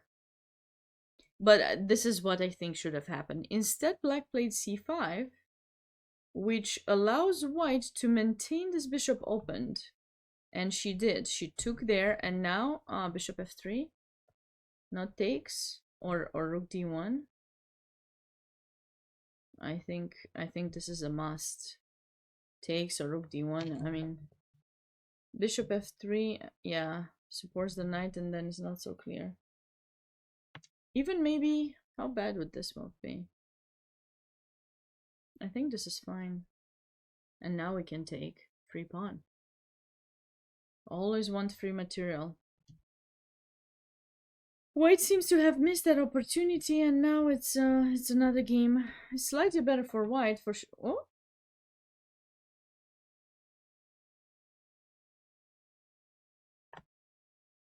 that looks like a huge blunder. What should white play now? Rook d4? I think rook d4. Oh, she played it. She played it. Now white is threatening possibly b4 and try to get the something on the seventh rank.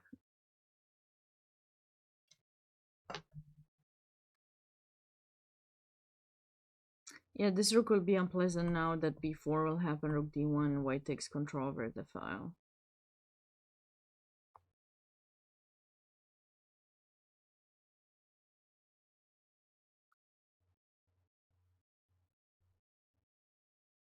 That position seemed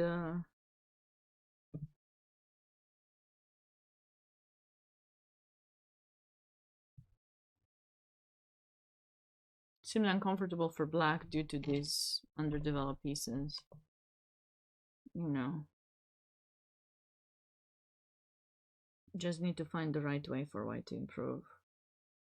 Maybe you just need to go bishop, king g2, rook c1, or maybe something faster. Maybe rook c7. But the bishop hangs, so how do we plan rook c7? Where do we move the bishop? Maybe you just go back and then try to activate. Or is a move like this work? No, cannot. Or can. Because now if you taking g4, knight takes g4. This seems fine for white. So maybe this is the move that white's looking for here. Amy is having a very comfortable position with an isolated pawn. Now she just needs to move this knight somewhere, like here. Or maybe even this could work. Ah no, because then she'll lose a piece, sorry.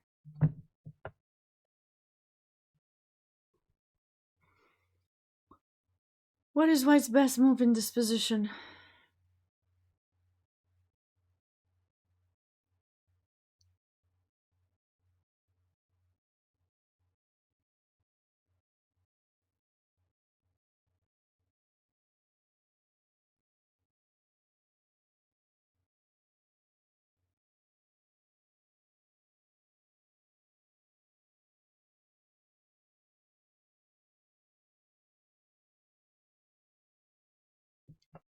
Is knight c5? Seems quite a good move here for Amy. Just put more pressure for sure.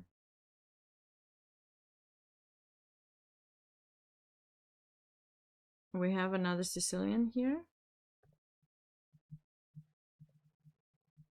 We've seen these positions before. d5 is a very important move for those of you who don't know. Black needs to make sure to equalize in this position and needs a pawn in the center. And of course you're going to put the one that's on the opposite color than your remaining bishop, right? So here, and now you need to try to trade that. And yeah, white has a slight advantage due to the space, but has a bad bishop, the worse bishop than black's. So this is simply a game. Now white took the c file, but I'm not sure if she will be able to do something about it, like really activate. I'm curious how this game will finish, because in a way, okay, Ashley is the higher rated player and she had a nice game earlier. I liked her game from the previous round, but I'm not sure if she'll be able to convert this with black, because white doesn't have any weaknesses. If white just stays on the c file, it should be fine. Oh, one game is over with a mate. All right, Jakea has won against Sofia Vigurs. Oops, sorry.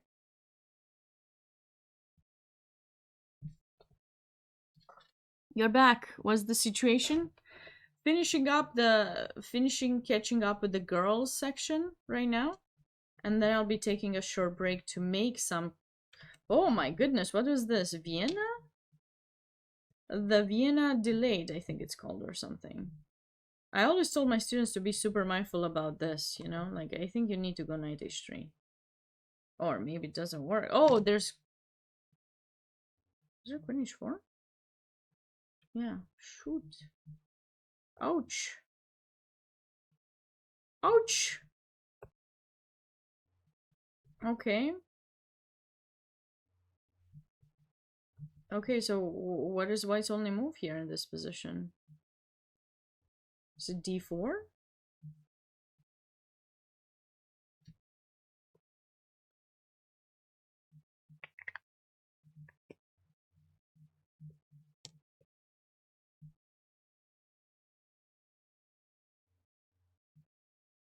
think it's f5, right?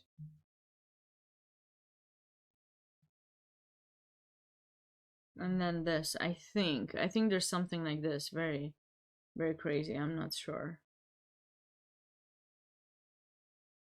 So white instead ended up playing knight a4, which allowed the loss of that pawn in h2, and now, okay, the king march is not ideal. Okay, very nice game by Jakia. Okay, how many extra pawns does black have? Two? Two extra pawns and white's king wide open in the center. Oh, cute. f2, knight f3. Okay, and she went on to win the game. Ooh, Elizabeth is white? I know Elizabeth. This is not good for her. Did she play too fast? This game is so long. What did we have in this position?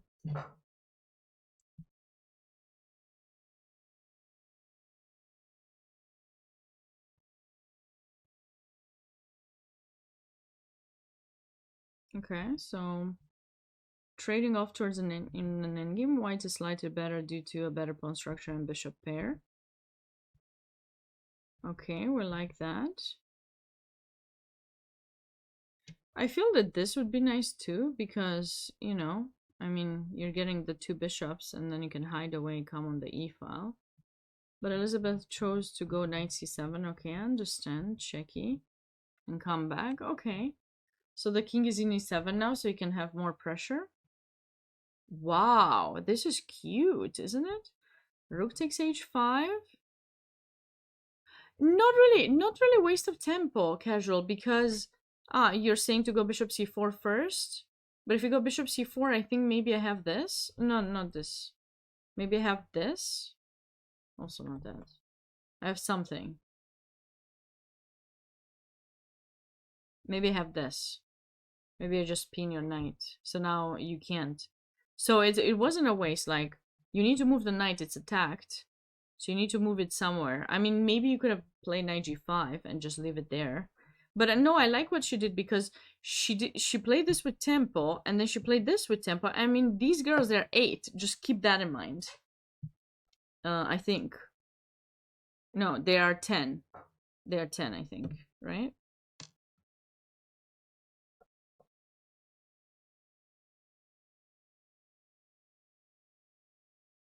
Yeah, top 2 boards. This is under 10, right? So, so imagine 10-year-old finding all this cute idea. Bishop there, check. Oops. King has to go here. Now comes back with the knight with tempo and has put the king here, which means now black doesn't get this. I mean, deep. So deep.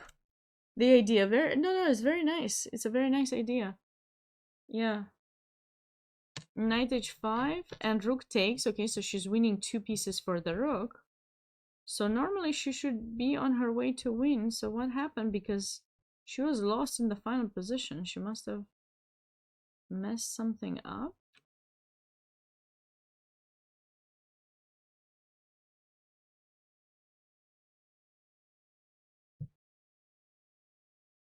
Okay, I think she can probably just go back to g3 and bring the rook to h1 and, you know. Okay, bishop d6, sure. Ah, she traded the exchange back, so now she only has an extra pawn. Okay, maybe the 2 pieces wasn't worth giving back. Seems quite normal so far. Did she try to mate her opponent?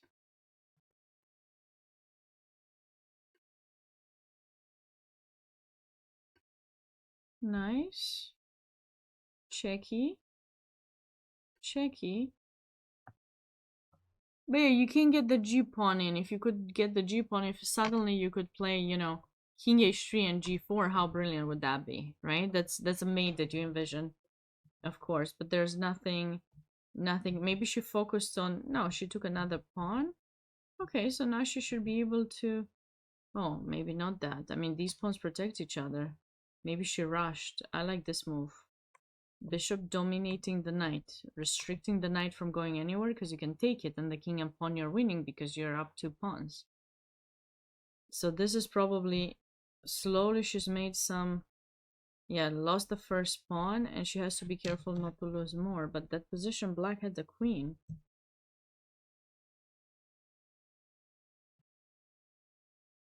Tricky knight, yeah. Why did she play g5?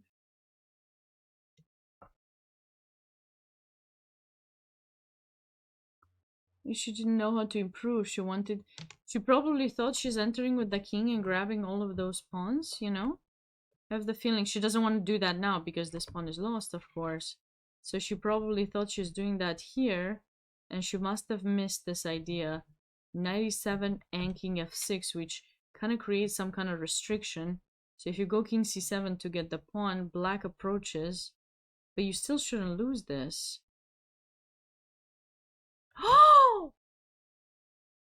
Oh my goodness. Oh, that's so sad. Oh no, this is sad.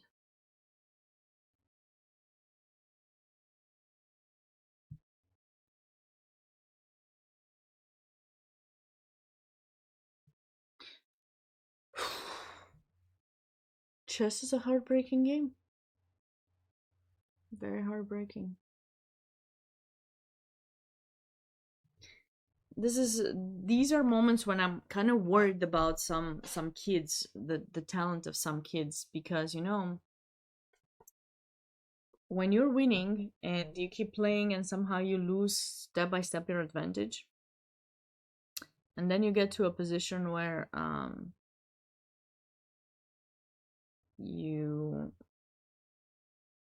you blunder and you go from a position that is winning to losing it. How do you build the mindset to come back and to understand that it's just a game? Especially when you're that young and there's pressure that you put on yourself as a kid and that your parents maybe put on you. I'm not saying it happens to Elizabeth, I'm just saying in general. These are some conversations that I think we have to have with our kids, with our students. Make sure that they build some good understanding as to what is the future um, of that um, game, you know, um, of that, yeah. Because when this happens, it's just so tough. No, we all have blunder, but you know, you don't know what's in the heart of a kid who is, you know, playing, and you know, parents invest a lot in the coaching and everything. You don't know what's going on, you know, in their heart when they blunder like that. And that is something that has to be spoken about and explained, because it can be very tough. So I hope she gets over that and comes back strong. Yeah, I think it's easier for adults than it is for kids, for sure. So we have this line, okay, like this is not the way black should play. This is the move that black should play in this position. Okay, and then, you know, pawn takes bishop b6 or something. Okay, but this, okay, going back, definitely white remains with the center space. So, oi oi oi. Mate is coming. Okay, yeah. So Allison was kind of winning this game quite soon after that. It's probably just a matter of technique. Oh no. These games are not put in the right order. They messed up the order. Oh no, that was under 8. Oh, they got messed up. Okay, let's see what happened here.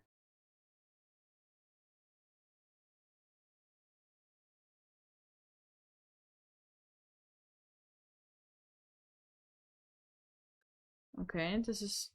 Oh no. Oh no, Sophia, what did you do?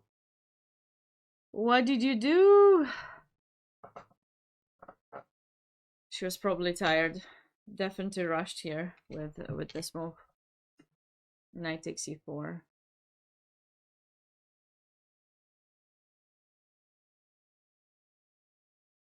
But I'm a bit surprised because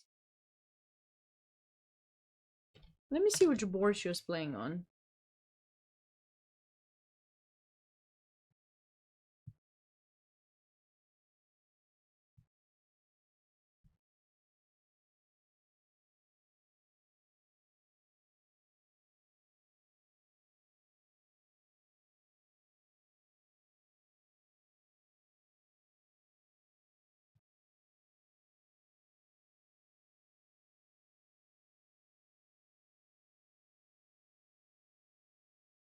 Why is this game live?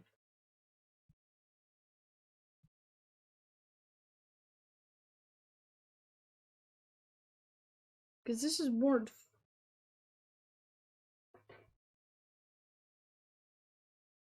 This is girls under 14. Why is this game like? This is like later. Sure, James. Thanks so much for stopping by. Why is this game live? Is this really Sophia's game? Do they put it randomly? Because I need to send a message. Let me figure out.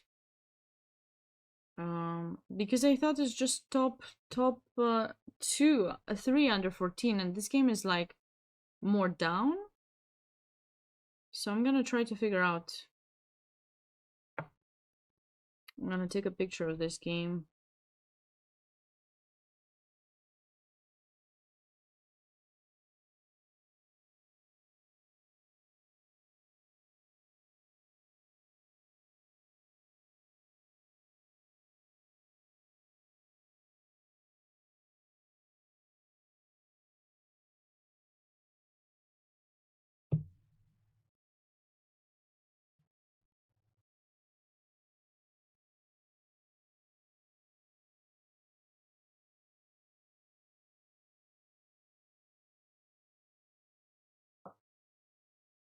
We'll find out. But if Sophia did this, I will have to talk to her later.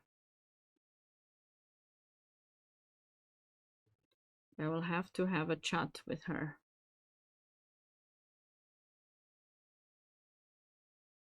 Maybe there's some issues with the names that they put. But that is a huge blunder. And then okay, this is the last board, but they definitely messed something up with the order. The order got messed up for sure. So let's see what happened here.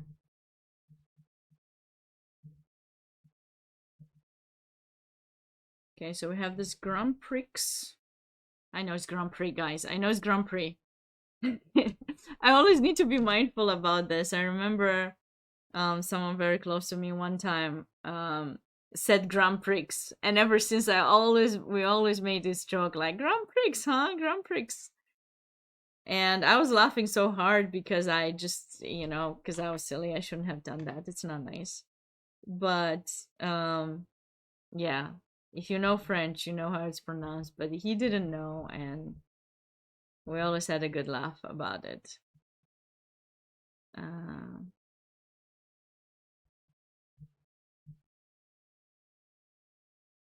So white tried to build up some attack on the king side, which makes total sense. And now, okay, what's wrong with that move? Go away, queen. Oh, cute. Hanging pieces. Another position with hang. Okay, and white is not lost or anything, but yeah, it's kind of a cute attempt to the back rank mate, right? Just let's show it. Cute attempt to the back rank mate. Don't take the queen. Oh no, my queen. It's not really for real. And now black went back. Yeah, that probably wasn't necessary. There's no threat for white, so probably black can try to improve the position. Maybe try to double up somehow. But queen d7 was played, and now white felt ready for the small tactic, right? Deflection. Get rid of the pawn so you can keep the bishop. Here, here, here. And now white is just going for... Yeah, f7 cannot really be protected, right?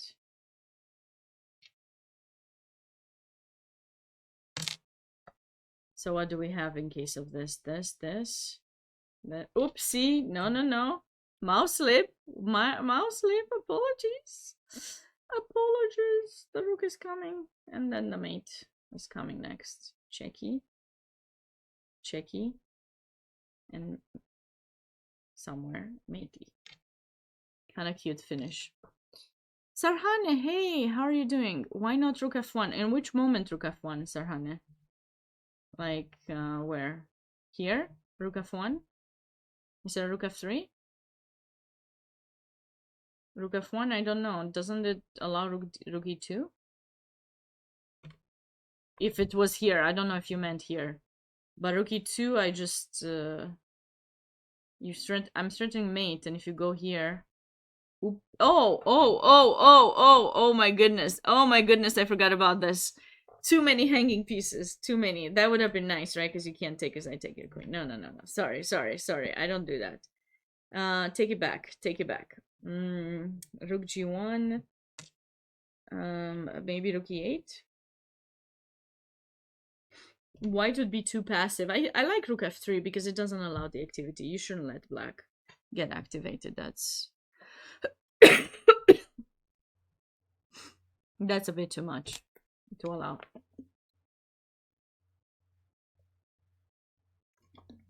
So I have not received an answer yet how come that game was live. But I guess we'll find out at some point. Hopefully.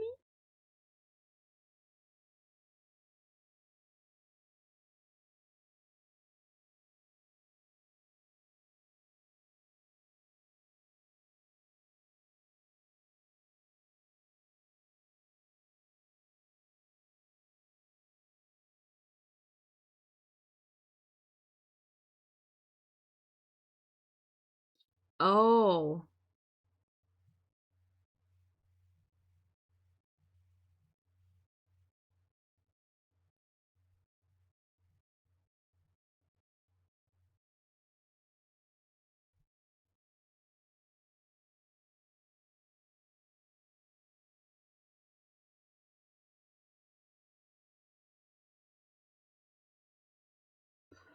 Okay, well, I didn't read the description, so I gotta say, I appreciate the help. So, additional games may broadcast with electronic tablets, which two players use this round in the girls section. The upper... Okay. So we may see more games. I need to actually look at each board, which board, where it is from. So, I'll take a moment to call Sophia's dad and find out how did she blunder that. No, I won't do it. That would be rude of me. But now I know. So now we know, guys. We need to figure out in which group each girl is, so that I don't make that mistake again. I think these extra two games, these last two games, were below. Yeah, so this was under 12 first board, 12 second board, I think. 10. This one should be under 8 normally, but maybe it's under, maybe she plays under 10. Let me check.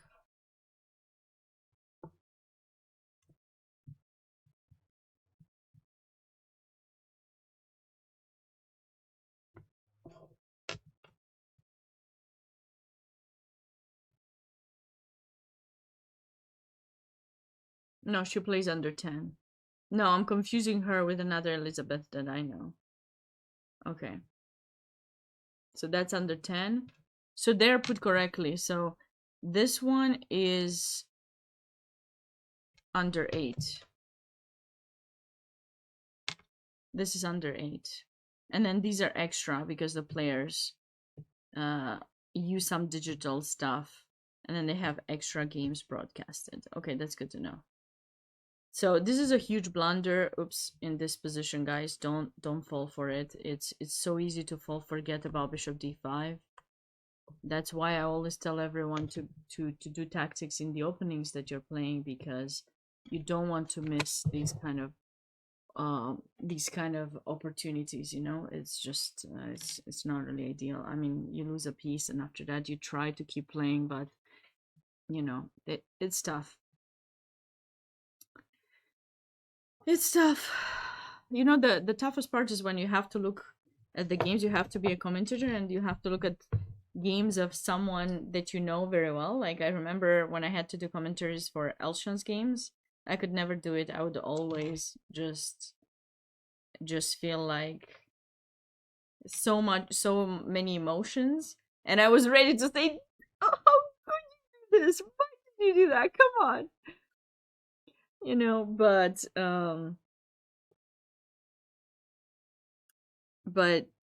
yeah, and if it's a student, I don't think I had to do much commentary to some of my students. I usually was watching their games without commenting, so that was more relaxed a bit, since I don't need to show my emotions.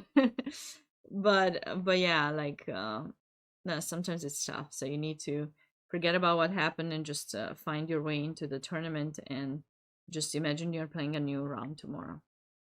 These ratings are USCF ratings, Sarhane. All right, guys, I believe it's been almost 2 hours since I've been doing commentary. I'm gonna take a short break, and prayers that you know, I won't mess up with the stream again like I did last time. Please stay by, because I will log back in right immediately as soon as that happens. So just take a short break, just mute the mic. I'm not gonna put even the be right back, because I don't know what's going on. I'm just gonna mute the mic, and then there's a screen so you don't see anything, so all is good. And I will be back in about 5 to 10 minutes. I hope to still see you here when I'm back. And let me know which one of those games that you guys want me to go over. If you have to go, I hope you have a good evening. But if not, then I hope to see you in about 5 to 10 minutes. Bye for now. I'll leave you with the open section, maybe the open section games.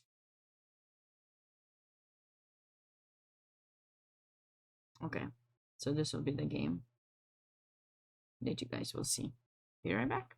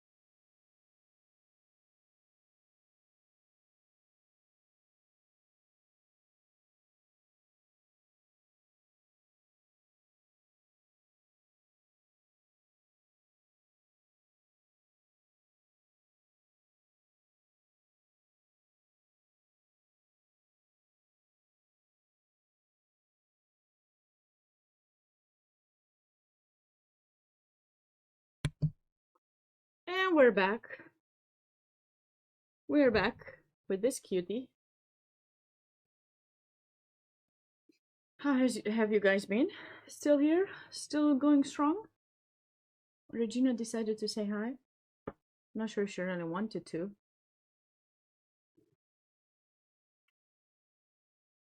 Regina showing up on your chess stream for the second time today. Okay, so let's catch up with the games. Right, Reggie? Do you want to see what happened? Looks like this game was won by white in kind of a nice fashion. We were around, where were we last time at this game? This is a game from the open section. I feel that we were way behind.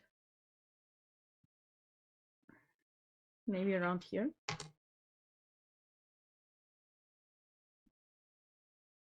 So Aaron decided to take here with the, what happens? Okay.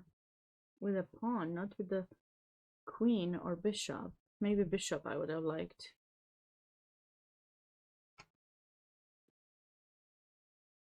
But he decided to take with the pawn.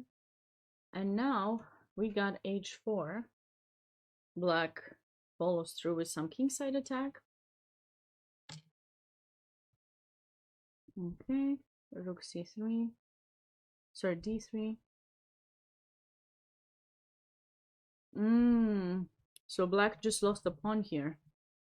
He missed that probably. Very likely he missed this idea. Otherwise bishop c3 just doesn't make sense, right? So he lost the pawn, and now white is slightly better. You gotta figure out how you get your bishop away from c3 or protect it with b4, sure. And this is another typical idea for white, just pushing this pawn when they know you can't really take en passant, because I think rook c4 just drops a piece for black. So a4. Now white has a protected pass pawn, and this bishop's kind of trapped over here. White's light square bishop's not also doing that great, but I think this one is c3 slightly worse. Okay. What is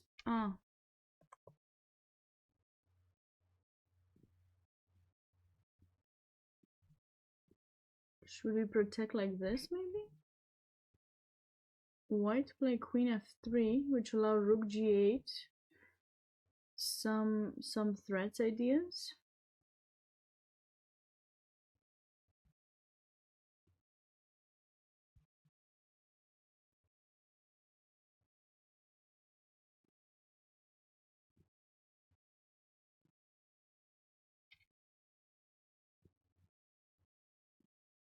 Rook g3.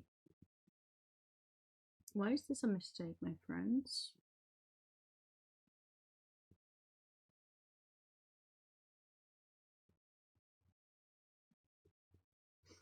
What about rook takes g3?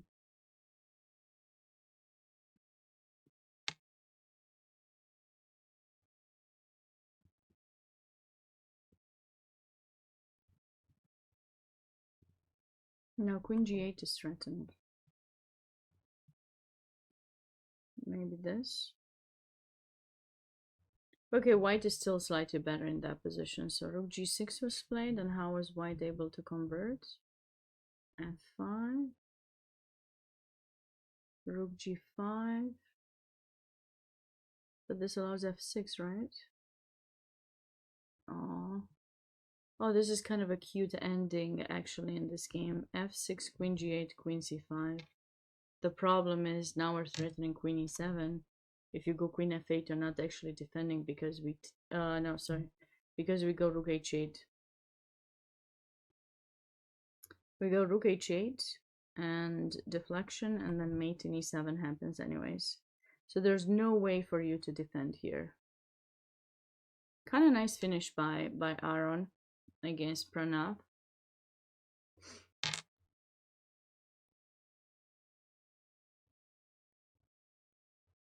What are you doing? What are you doing? I thought you like watching. I thought you liked watching this game. Okay, so nice win there by Aaron. So we stopped around here in the opening for this game between Carter and Shonak.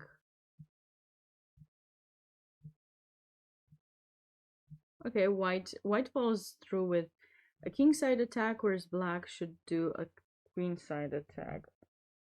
But white probably needs to improve it. I wonder if bishop d3. No. So someone suggested b4 at some point. Do you guys think now b4 would have been the right move? Because now when we go b4 and the knight moves, then we can get bishop d3, and we're not so worried about the situation here because, yeah.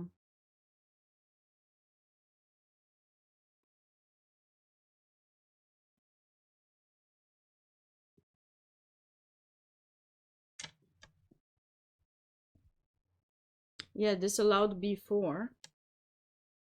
This allowed b4 here for black, and now, yeah, later there's a5. True, but you know, if you go b4 here, even if there's a5 trades, the king can go to d2, not d1, d2, and kind of hide away, Sarhane. But at least like it doesn't allow b4 to open two files. So the b file I think is more dangerous than the a file for white. You know, it depends also when you move, where you move the knight. You know, depending on where you go, I could also go king b2, rook a1 if necessary, and I should be fine.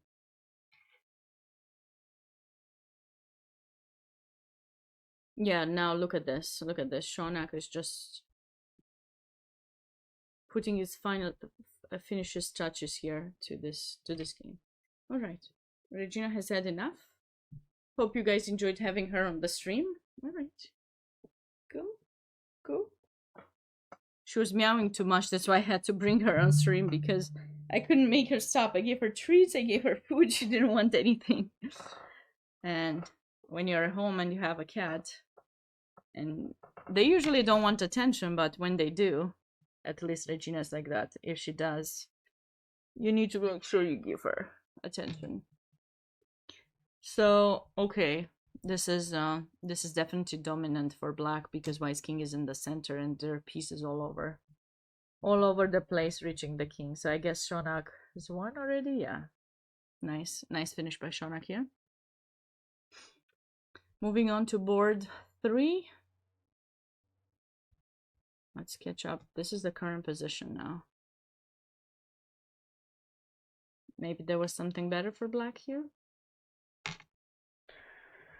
What's wrong with taking this pawn? Oh, the Kuruk is hanging. Oh my goodness. Sorry.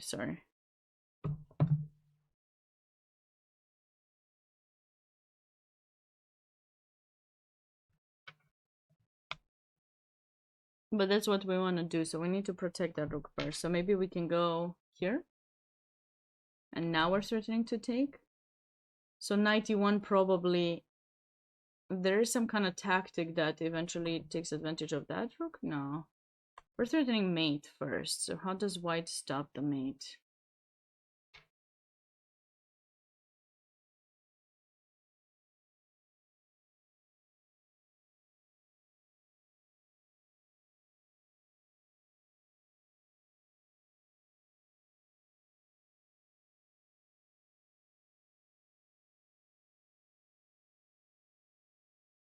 Which rook should we go to f2? Should we go back with this rook?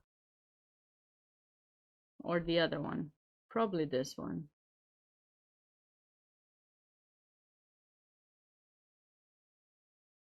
Now this knight is kind of hanging, but we can't take it because this rook in f2 is hanging, and this rook is kind of hanging, has to move it. Then this game could very easily end in a draw. We'll be back to it. We haven't seen this game for a while. I remember I was surprised by queen e7 because he was putting the queen in front of the bishop, and we're trying to figure out how to improve further.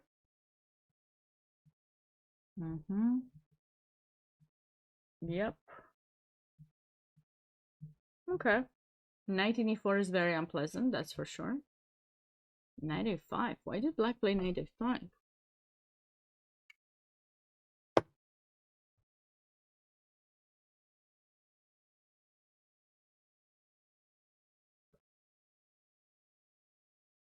Well, I disappeared. How did I disappear? I should not disappear. I need to get a green screen, probably.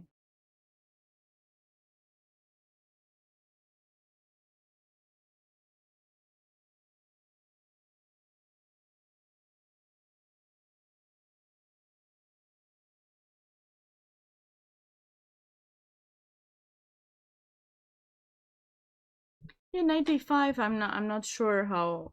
What's black's plan? Knight c4 and try to get to this pawn, attract b3, and then make this pawn weak. But this seems more like the way to go, depending on how you recapture, and then probably rook c8. There's a game by, I think, either Capablanca or Rubinstein, maybe game or something, or Capablanca, where the black gets activated through the c file. First trades the knight and then puts the rook in c4, pushes the b pawn, and there are some unpleasant ideas. So after knight a5, okay, knight c4 is something to do, and I feel like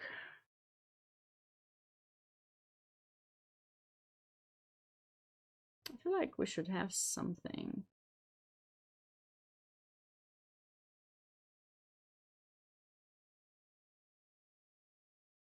I wish f5 was an option, but probably not.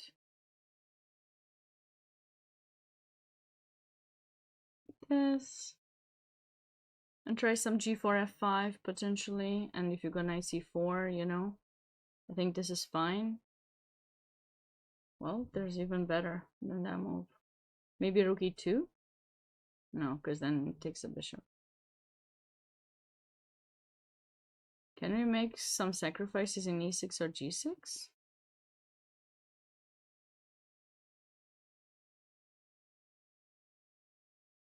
I wish this was an option. Maybe it is. Because if they take,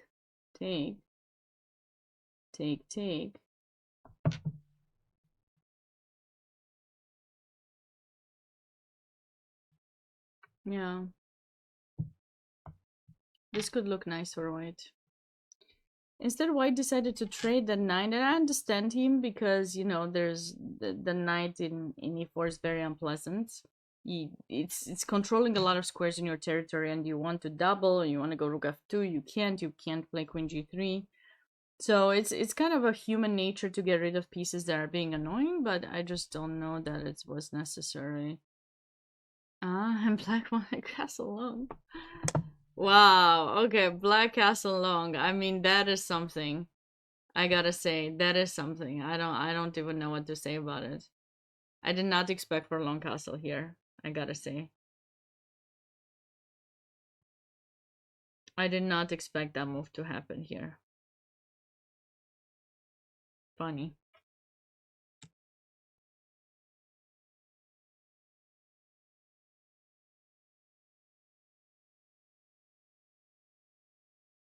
Okay, so now both players are just kind of sitting here, improving a bit, and black can play f6 easily because this will be weak and this will be weak. As for white, to play b5 is difficult, so there's gonna be some tensions here. Not something too crazy. Okay, Zoe's got this extra pawn, a rook knight endgame versus rook knight, and this might be not. She might be able to press further, but I'm not sure exactly. It's definitely a position to press more than if you, instead of the knights, you had bishops, I think, because the pawns are on the same side of the board, so you definitely want to put more pressure. But okay. Okay, let's see what happened in this game, because I was mentioning I thought black's position is better, and I was just curious whether he will choose which side of the board he would choose to place his king. That means black. I'm curious if he did something about the king or just focused on white's weaknesses, like c4. Ooh.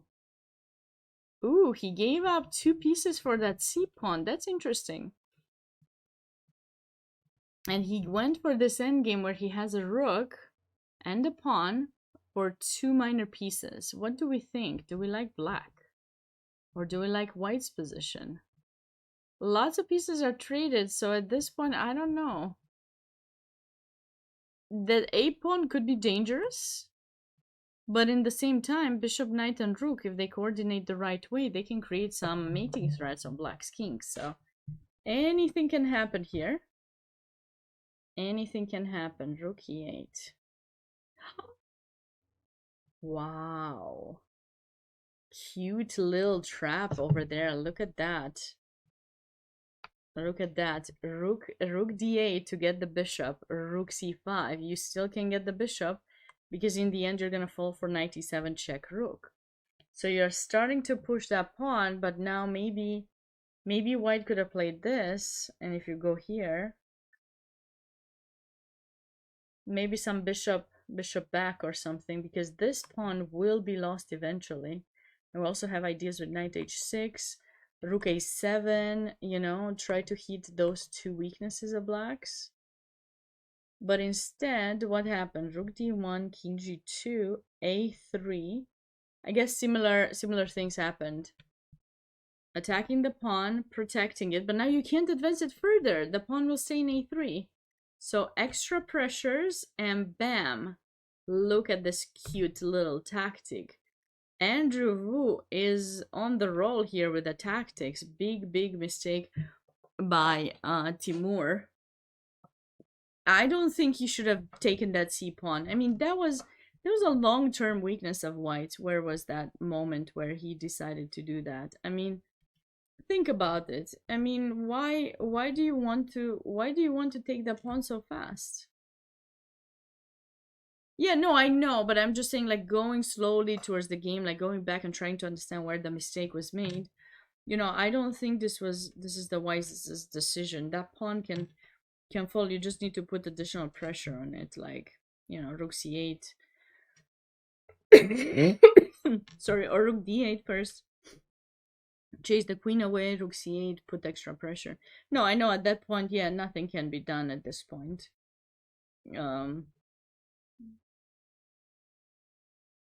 Yeah, beautiful check there. And now, okay, now h7 is weak, so you just need to see how you're gonna reach it. It's just going back with 2e4, very nice.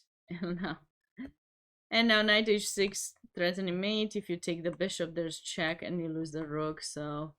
Oh, this would be a huge upset. If Andrew manages to win, this is a huge upset. Take down the number one of the top players in the tournament. I mean, this is definitely huge. Definitely. Extra knight is probably gonna be okay. It will take some time, but white should be able. Yeah, look at that. Nice win by Andrew. Following up with the next game that we had, that close Sicilian, what's been going on over here? Did black just drop a piece? What's wrong with this move? Just take the pawn back. He played e5, he probably missed e7. He probably thought white needed to move the queen and then he was gonna take. And he probably missed the d7 in between move. And now, if you take the queen, knight f6. Look at this gorgeousness. Wow. So cute. So cute. Look at this. Knight f6. I think one of these moves was definitely missed by black when playing here. Why is this so great? Well, we're hitting the rook, and no, regardless how you take, look, if you take back, pawn takes, and we promote. If you don't take back and go here, we probably take here first. You take back with something, and then we take and we promote, and we're up a lot of material. So, okay, this was a nice tactic by Henry. Taking advantage of a huge mistake. I'm surprised the engine doesn't point e5 as a blunder, because it seems more like a blunder. Come on. After that, black is just lost. And he's probably putting the finishing touches here. Extra rook. Okay, and black resigned. Very nice game. Very nice tactic. Okay, what have we got here? Why I keep seeing these moves, queens in front of bishops? Why don't we see a move like bishop c4 being played? So natural, developing a new piece, right? Just taking out everything we can. Knight d4.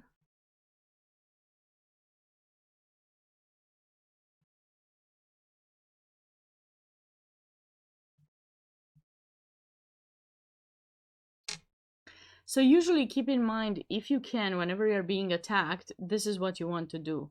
To pass by your opponent's, pawn that's being pushed forward. The issue in this position is the fact that, this diagonal gets open, so it's not gonna be that great for you. I wonder if black should, nah. Or? Because now if you take, we go king b1 and we're kind of safe for the time being. Maybe that was a thing too that could have happened.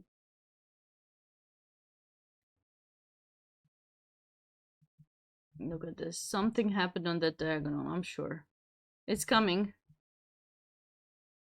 Oh, look at this cute finish. Very nice by Vincent. Very nice win by Vincent here. Taking advantage of a few, weaknesses. That's why, when the long castle happened with this pawn in a4, I was being a bit unsure about the future of this king, and looks like black was able to take really good advantage of it. Okay, so earlier when we looked at this position, I was talking about white focusing on the king side, black minority attack, right? This is like a Carlsbad pawn structure with reverse colors, right? So black is trying to create a weakness here. White tries to push the pawns forward to create something on that side of the board. And this move b4 you only played, as far as I know, when this knight or one of the knights can get to c5 immediately, to make sure you don't stay with this weakness forever. And I think this was just too soon, played a bit too soon, because now you don't have time to play here, because obviously there's gonna be a capture. You won't lose everything, because I guess you could take and take, but maybe queen c4, black gets a bit of activity. So what happened here? Oh, what? a4? Ah, black was trying to stop knight b3. Okay, that makes sense. It does make sense. Oh, this is too weak. Threatening queen h8 or 7. What?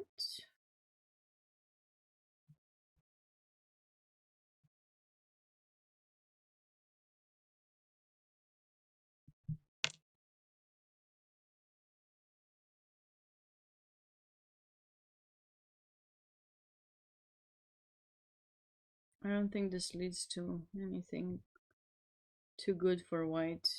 You can take a couple of pawns, but that will be it. And what about if you take? Black might be able to escape king f7. Oh no, because here you take the knight, sorry. He will be able to escape at knight f5. The rook is protected, so any check, king f7 and black's king is safe.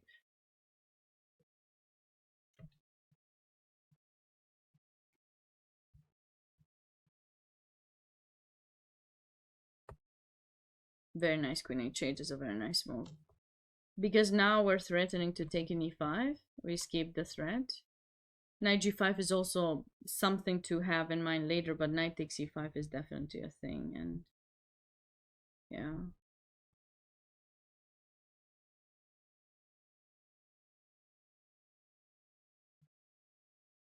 Wait, white messed up in this position?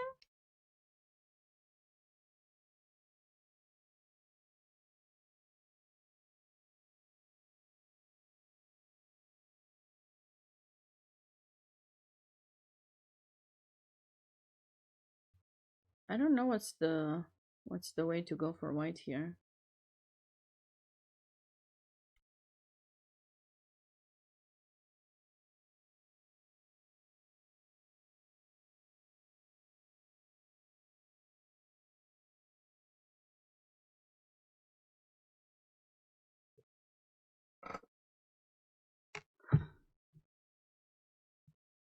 What is the way to go for white?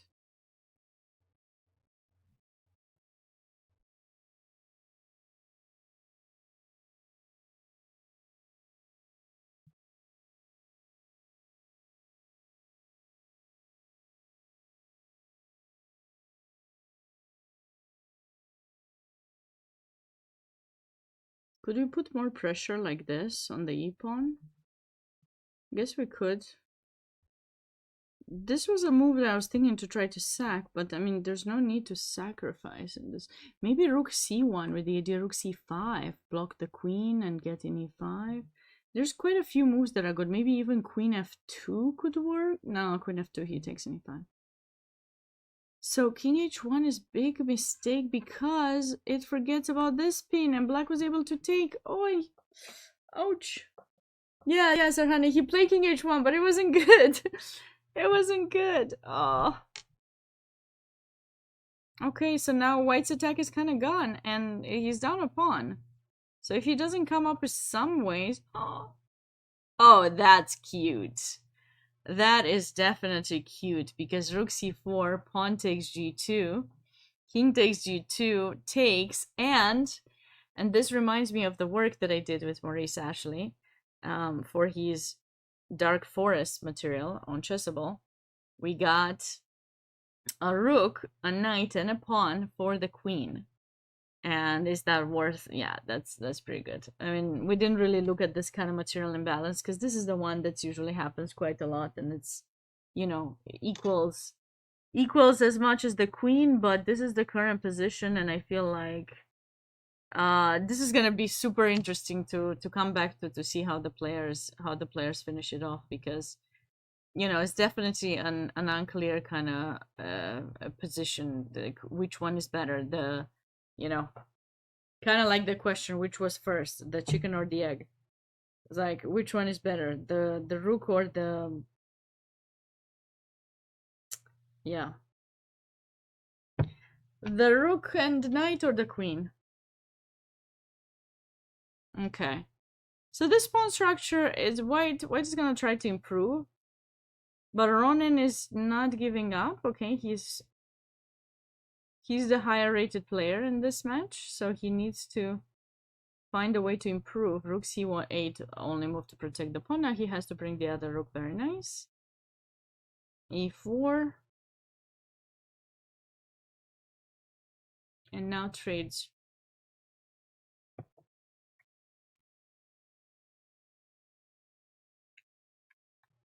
g4.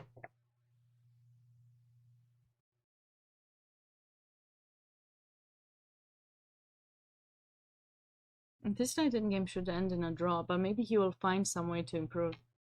Oh, they did draw. Sorry, I didn't even see that. Okay. Okay, I mean, draw is an okay result. He had the black pieces. You know, Tony played quite well.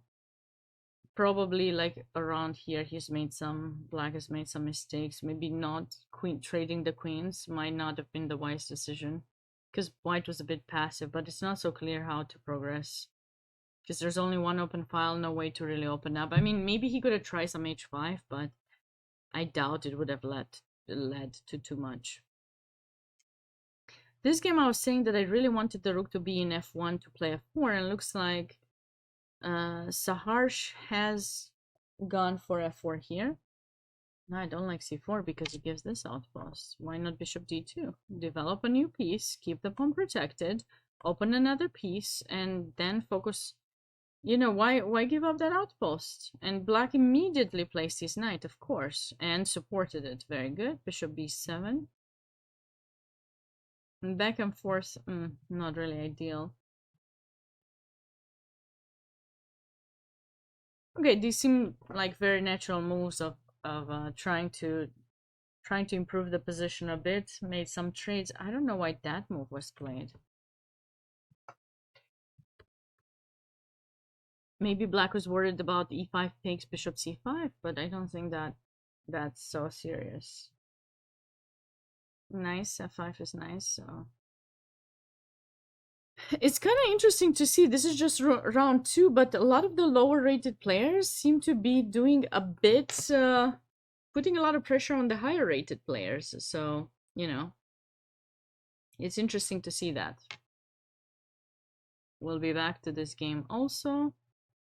What happened here? Yes, this was the game we definitely wanted to see, because there was some huge knight takes e6 idea, sacrificing, and black found bishop takes f2. Both kings in the center. Was white able to put more pressure? So I guess basically if you take with the rook, then this is hanging. So black decided, no, I don't want to do that. If you do that, then maybe queen g7 or queen g8. And if you do this, maybe check, and then we take this pawn. So that's why he decided to take with the queen, but maybe king takes was an even. No, queen takes, king takes wouldn't work, queen f7. So he had to take with the rook, maybe. Oh, black allowed the capturing of that pawn. No. But I guess he can't do this because of queen g7.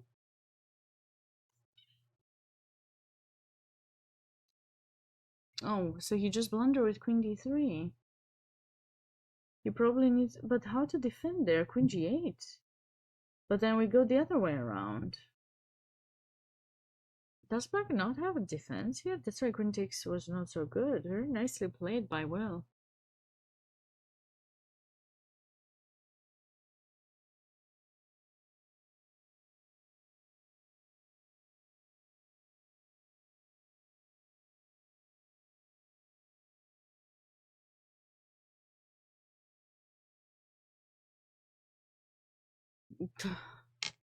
This is already bad.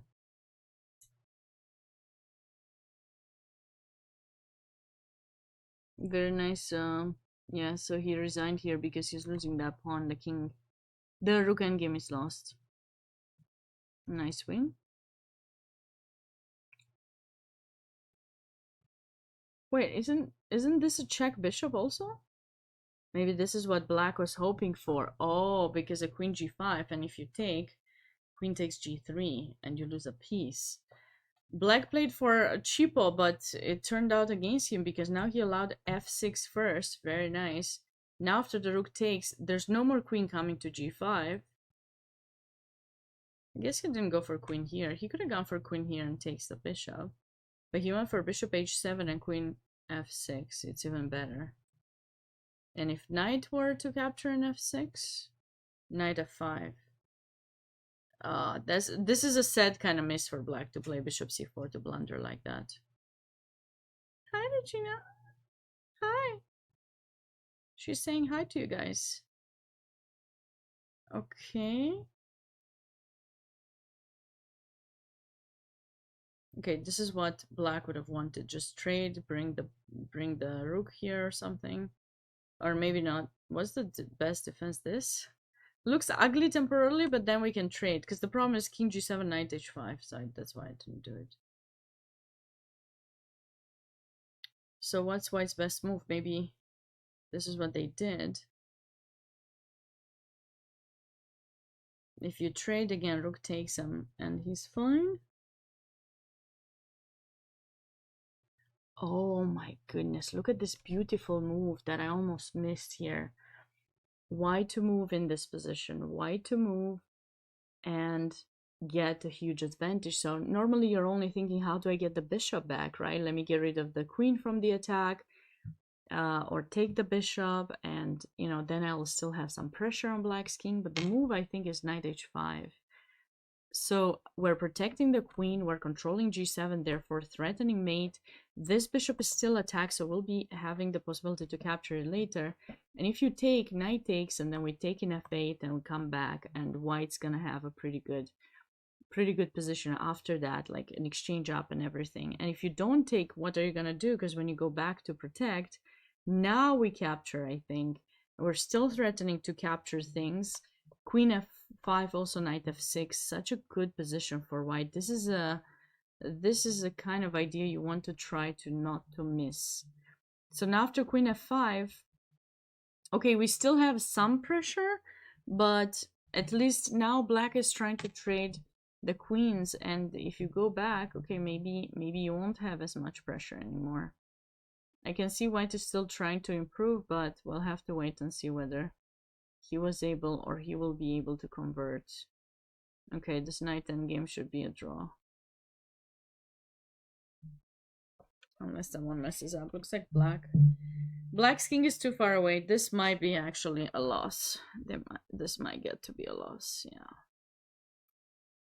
Yeah, knight c4, very good. Defending the pawn, not rushing to take b6. Okay, white probably won already this, or is on the way to, yeah. So around here, after the rooks were traded, black needs to be very careful because knight c4 is definitely something that's about to happen. So you need to be mindful about your pawns. So which one do you give up is the question. Like, I feel he should have maybe given up that one, or sorry, here. And if you take that, then we have some ideas with knight. Ooh, oopsie, not that, not that. What's the best idea for black here? King g3. And if you take, I take, and then I take, and then I stay with this far away boss pawn. This is what black should have done. Okay, so this was a tough loss for black because, you know, he got to escape from that attack almost close to drawing, but then close to that time probably, you know, the time difference, the fact that he was low on time didn't allow him to find the best possible moves.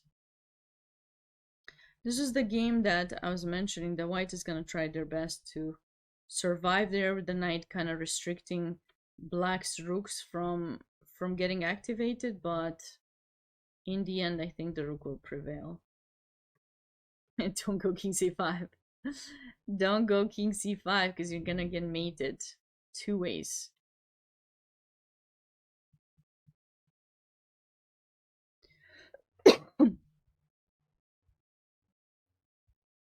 Yeah. Now the g pawn is lost, and yeah, it was just a matter of time until black was able to convert that. Another knight endgame that ended in a draw. I mean, understandably, this pawn will be stopped by the knight. This knight stops that pawn. There's no entrance. Sure.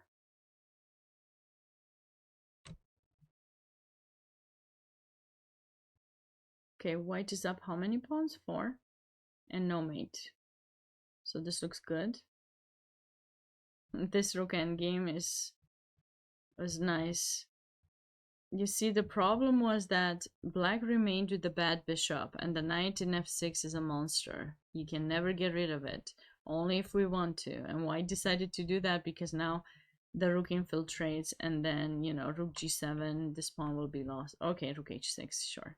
Same thing, followed by f5, and white's putting the finishing touches on that one. Okay, this one I think we had seen earlier that it was a win. And that concludes the review of the games in the open section. Let's go back to the girls section now. Okay, so let's see. I think white had a pretty good position here. Jasmine had a pretty good position. She was focused on a queenside attack. Why did she play rook g1? What's she trying to do on g1? I can't tell.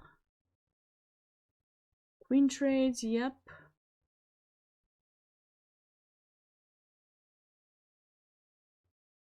Okay, black is gonna get that c6 pawn back. Why not knight here? Knight here attacks this pawn and that pawn. This knight will remain kind of out of play, right? Be mindful whenever a piece of yours is attacked.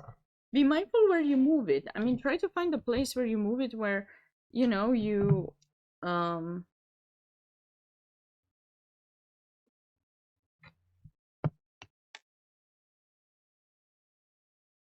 you get to stay active. Like now, look at that. White was able to play b4, b5. I mean, white in a, you know, white should have never gotten that chance. Okay, I mean, you can play b4, b5, but then your pawn in f2 is going to be lost. And then the knight comes out. Or maybe we don't take immediately, apparently. But we will take that pawn at some point in time. What's an even better move? Oh, maybe this checky. Or maybe d5 first. d5. To open up the bishop. You know?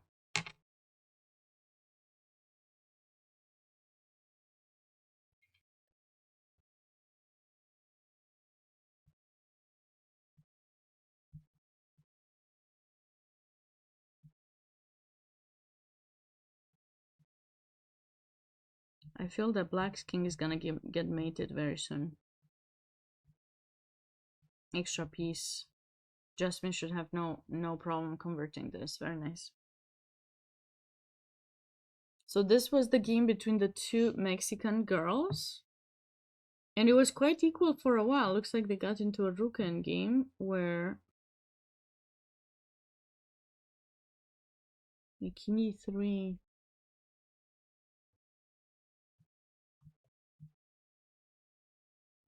I think g5 wins on the spot. G5 wins on the spot. The reason for that is this. I know you don't want to go on the back rank because you're thinking you shouldn't, and I don't even know which one is the best. Probably here, so that king g3 will be met with rook takes g6, and then if black plays g5 takes, you have time to bring your rook on the third rank or even back rank because this is a g pawn and it's a draw anyways. But here, this is a huge blunder. What after this move, what white did, king e3 is a huge blunder. I'm surprised the engine only says mistake, because it's really a blunder. Because you get yourself cut off, you can't get in front of the pawn anymore. And after g5 takes, this is the Lucena position. All you have to do is just get your king to g1 and pawn to g2, which is not gonna be too hard. And with a knight pawn, it's always winning. There's nothing to do anymore. So king f5 still allows this king to come back in front. She did not do it yet, but she should have just gotten in front of the pawn. Bring the king back to g3, check, king g2, any g5, you know, you'll capture and you'll get the Philidor position. So rook b7 was played, and now once again probably black can go to those. What did they play? Rook a4. No. No. King g4, I think. King g4. This is the move. And in case of a check, we go king g3, followed by, you know, pushing those pawns forward. And the fact that we have the king here restricting this king is just going to allow black to win. We'll be back and see if that game will end in a draw, whatever happened here.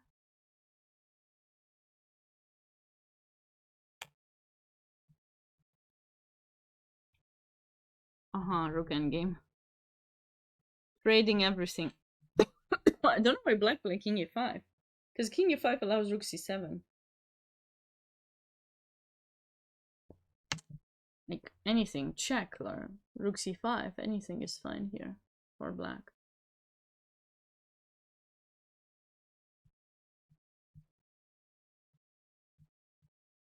Okay, so what was this? This was that game where the bishop was locked in b7, if you guys remember.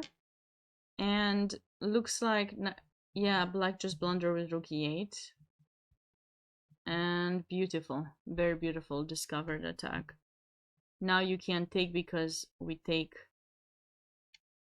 check, takes, rook takes, and then we take the queen. Oh, sorry, king h7, of course, black should move, and white is winning. That's why queen g6 was necessary, and now d6. Very strong move. Threatening d7, creating a protected passed pawn. This bishop is out a bit, but it's just like not doing anything. And white can just focus on now rook e3, rook g3, d7. Chase the rook away, and now the mate is coming, or you just lose a rook. Nice win by Laura. This is the current position. We got a queen endgame.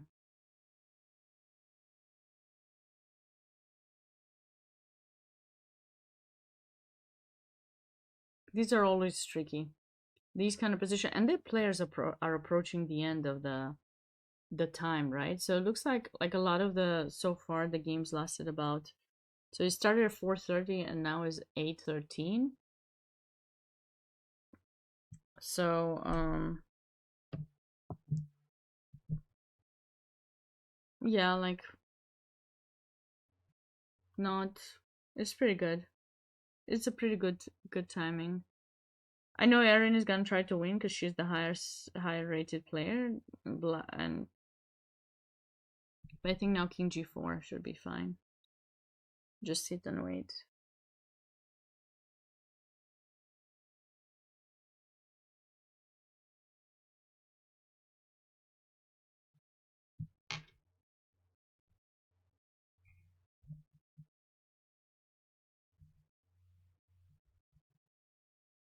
Okay, so we have a Philidor, so Chloe will be able to save it. What do we have here?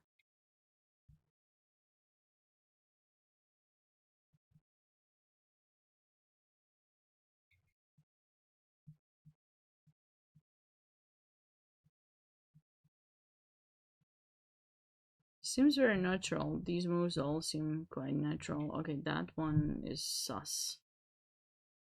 I don't know why that was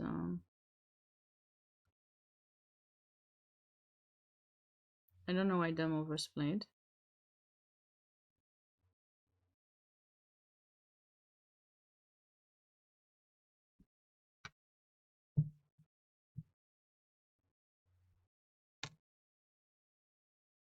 Maybe Rook D1 at least to try to hold to control the dark square. Rook C1 is I don't understand it exactly. I think both players are just getting along on time and just trying to just go back and forth. As long as nobody blunders anything. Okay, Rowan is going for a win.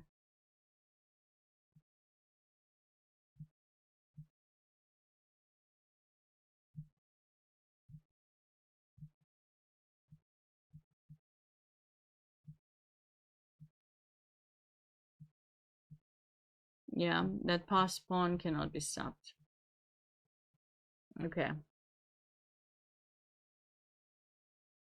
That would be another nice win for her because she's playing against a high rated opponent. Ah, this is a game that we saw earlier. Black lost the queen. I think this was one of my games that I kind of liked potentially. I don't know.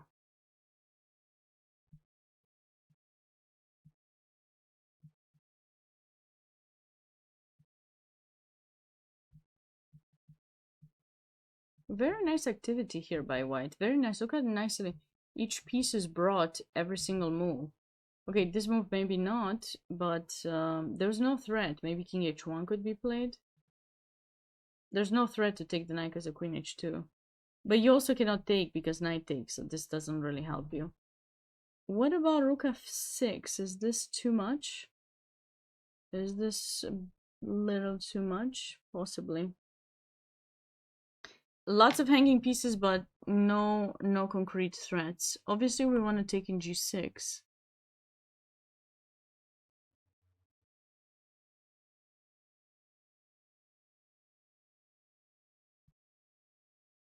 Maybe b4. Chase this knight away, and then this would be hanging. This would actually be quite nice. Because if we take that pawn, then the g file opens, so we can go rook g3. This is really nice.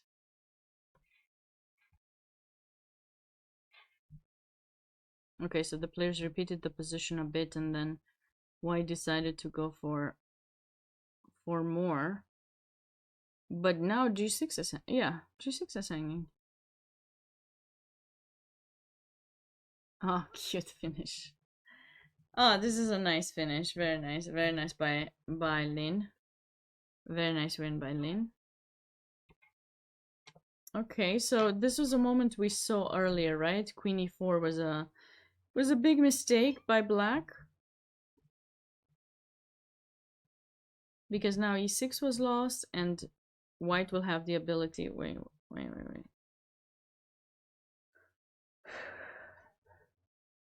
Could we go rook c7? No, this is losing. Because this check, we got the rook back. Okay. So if rook takes, then we had this back rank check and opening up this, but this way it doesn't work. So what is white's best move in this position then?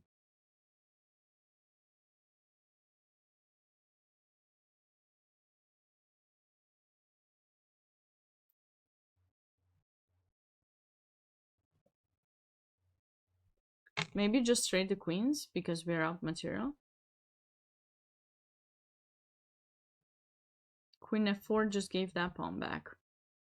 And now black is back into the game. And look at that, rook c2, activity. No second chances.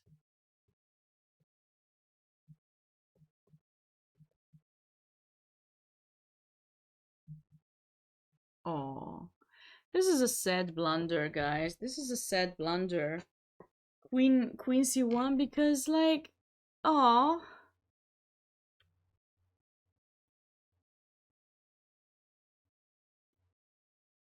she missed. She just went for this mate and she missed this check, and now there's another check. So you lost the pawn, and white gets the queen back to d3, and now just protects the rook. So you just lost the pawn. One more pawn. Now you're down 2 pawns, and you got no mate. So you go from a position where you are definitely better to this position where you're not. Yeah, extra piece for white, and white probably already won this game. Yeah, rook c8, yep.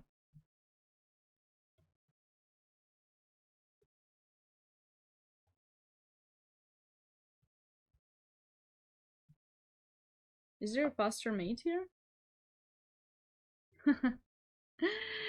Check this cute mate out. Oh, oh, this would have been a cute mate. It did not happen, but it would have been a cute mate. Sabina's looking always for the angle that would make some cute mates. That would have been a cute one. Okay, rook c7 is also, of course, winning material and then mate after. So yeah, very nice win by white. This, we've seen the position around here. Yeah, we talked about this. That, what did we say black should have played now? Takes, I think, right? That was, no. This wasn't it. Takes the bishop? No. Do you guys remember what we said black had to play here?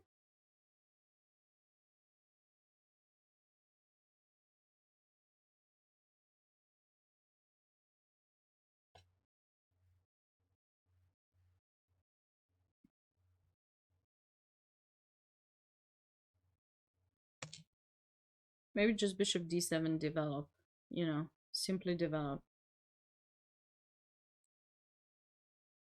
And why should have gone after king f6? This f4 would have been a super nice idea.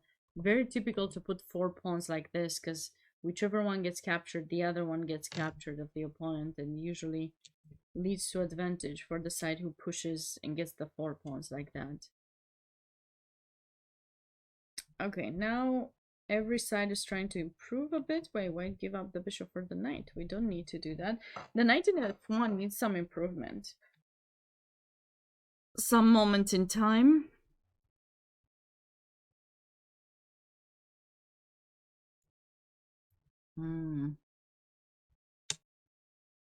Why not this? To keep the options opened.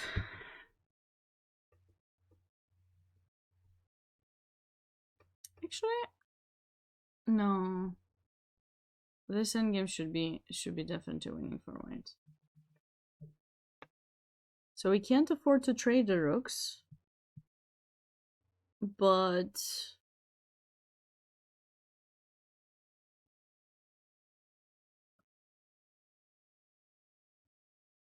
maybe we can just hold on to the position like this. Just wait. Bishop d5 allowed this and getting the d file with tempo, and you can't even trade. You can go bishop d3 or nothing. And now I think white should have played something like this, or maybe d8 even, or maybe h6 to go rook d6. This could have worked too.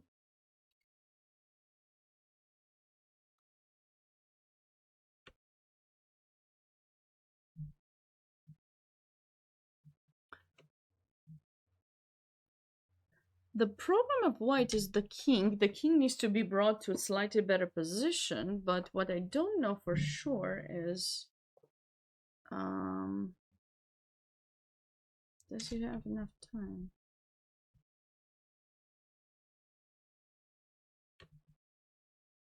Oh, very nice activity moves by black. And now you might not be able to actually win this, because the king comes to g2, pushes your rook away, takes f3, and this game might end in a draw. And they calculate, these girls. They don't just play like that. What a save by Black. What a save. What a save. I mean, this position is supposed to be winning by White, right? So first things first, of course you want to stop the king from advancing, but you also want to make sure this rook stays passive. So this was important. The more you advance the pawn, the harder it is for the opponent to activate their rook. So this would have been a very important move for White.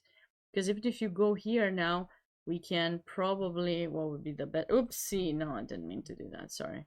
I just was gonna give a check and then I changed my mind.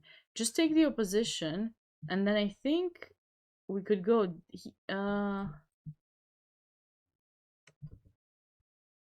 let's see.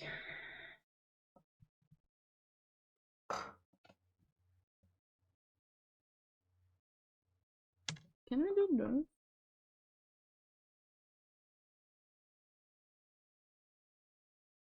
I think this should be winning for White. Going for the rook, and these pawns are too slow. That is what White should have done in that position.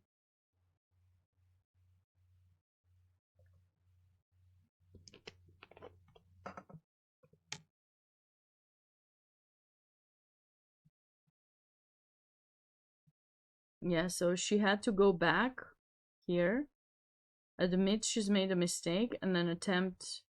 Well, sorry, now she doesn't need to do that. She can just go here. If there was one more check, then she would go to e2. But this way she goes here, her king has advanced a bit, and then, yeah, so Black needs to give one more check, and then she has to admit, okay, I made a mistake, I'm gonna go there. And now when the rook would go back, she could have done this. But after king b3, you know, the Black king got activated, and now Black was able to save the game. Nice save by Black, definitely.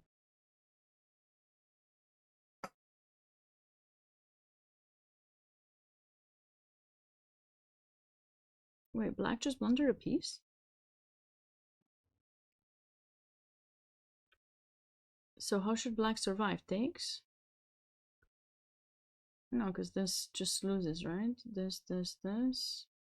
I don't think Black has sufficient material. We got this check, and then you lose this. Ah, sorry, there's 98 too. What is the best way for maybe rook here, queen here, Porky? So what's the best way for Black not to lose material here? Maybe rook b8 takes. Still the bishop is hanging, but maybe it's not as bad. Here. Maybe check first.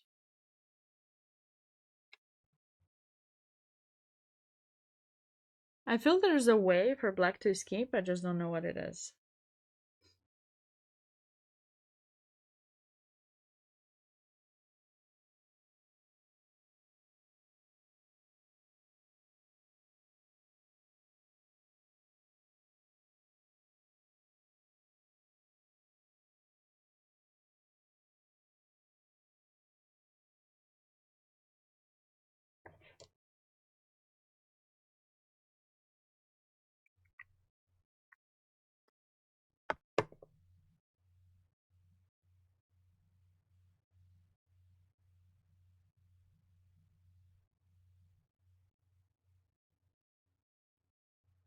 Does anyone have any idea in the chat what the move is for Black? Oh, maybe rook takes c6. Queen takes c6.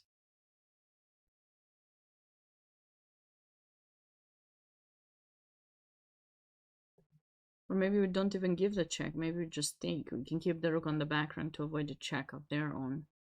And now we have a rook and two bishops. Or yeah, this is definitely it. So Black missed this opportunity, and yeah, this is Amy's game. Okay, so did she win this game? No, the game is still in progress, but that pawn looks like it's promoting. Yeah, okay. Might take a bit of time, but should be winning. As long as she doesn't blunder anything. Oh, cute. Nice way to finish off the game. Just, you know, trade everything into, you know, however many extra pawns she has will win the game. Nice one. Um, did we see this game?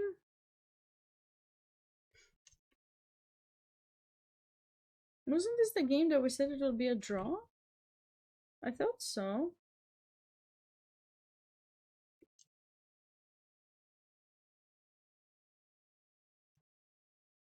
So what should white do in order... Maybe this? No, but this is hanging, sorry. Is there a stalemating idea?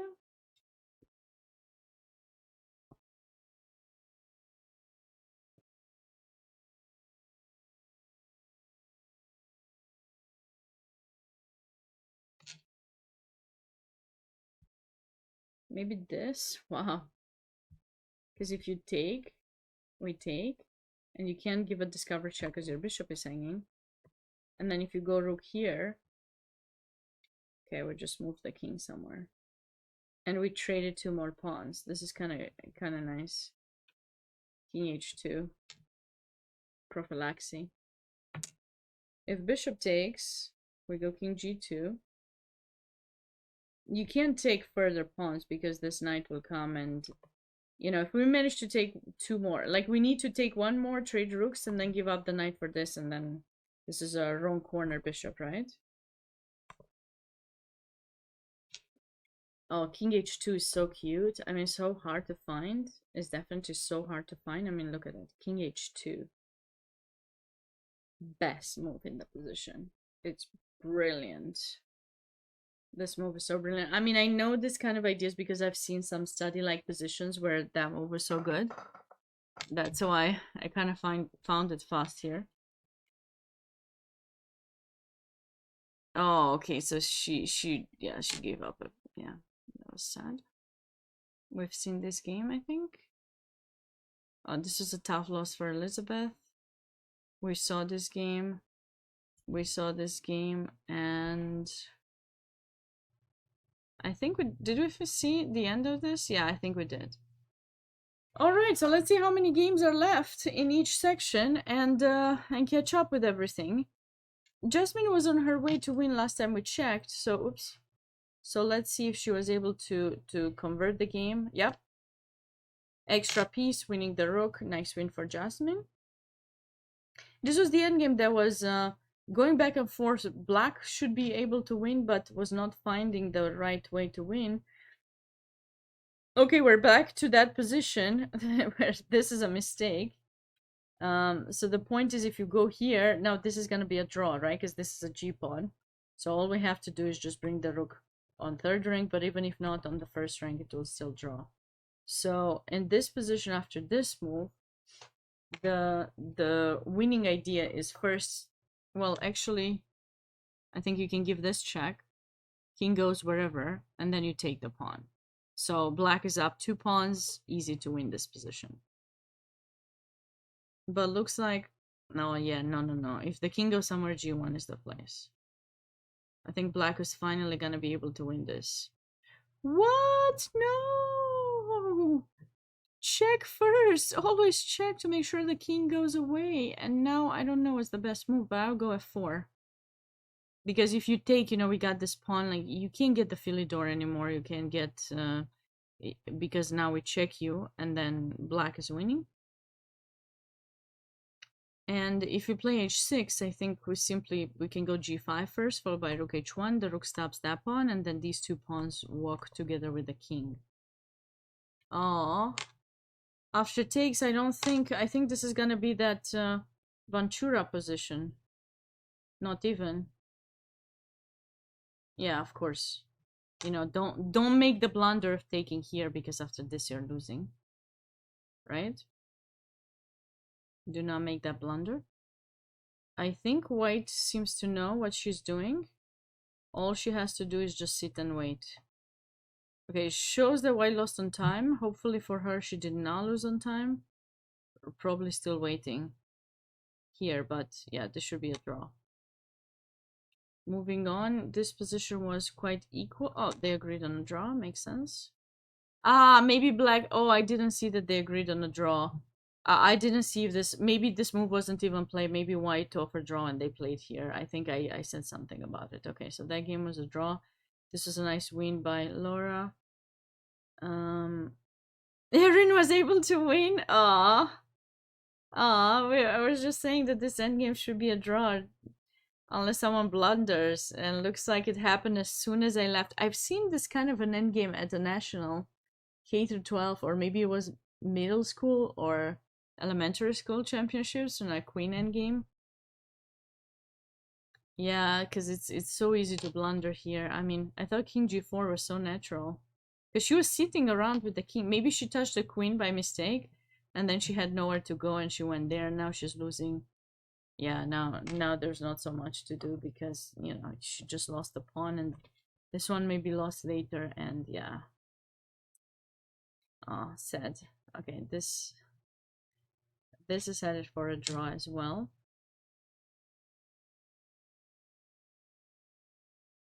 This was winning for white, so okay. Black has tried to create counterplay, but it's impossible to create counterplay with two pawns that are marching together.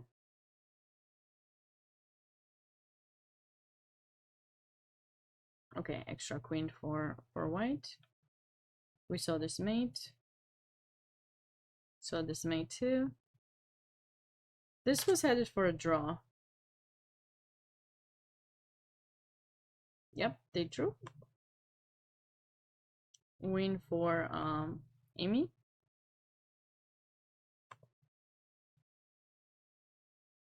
This should be a win for black. Win for black. Win for black. Win for white. Sophia blundered. And there's that. I think there's only 1 or 2 games left in the girls section, so I don't know what happened to this game. Hopefully it was a draw.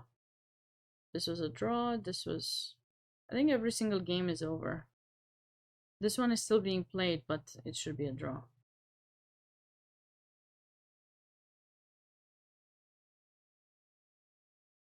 And I can't decide which one was my favorite, to tell you the truth. Let's catch up with the open section. So Aaron had won that game. Maybe this was quite interesting, although the opening didn't impress me as much, but after that it was quite an interesting game by Aaron. Shonak's game was quite brilliant too.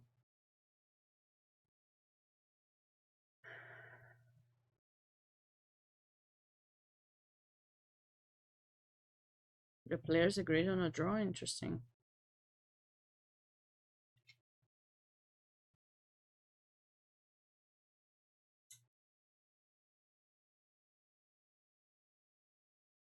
Did they just repeat the position here?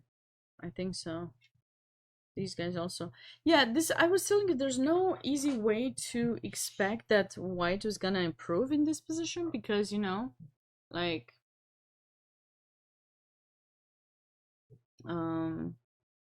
there's no breakthrough. The position kind of got closed, although not all pawns are locked, but it kind of got closed, and it's not, there's no easy way to open it up. Zoe won very nicely. Yeah, she had, I wasn't sure if she was going to be able to win, but if she had the chance, if someone had the chance to win, definitely it was her with the extra pawn. Oh, this is nice. Yeah, because if you trade rooks, but black needs to know, be very careful how they trade the pawns here. I've won endgames like this before, 4 versus 3, so. And looks like the knight got activated, and then she's going for the pass pawn, and then cute little tactic, sealing the deal. Very nice finish. Okay, if black doesn't play that move, it's still difficult to do, because, for example, if you trade, I think knight takes, and then that pawn falls, and white is winning. Very nice. This was the Timur game that, you know, he won the exchange earlier in the game. No, not the exchange, sorry. He gave up the 2 pieces for rook and a pawn earlier, but somehow towards the end game, that pawn of the opponent,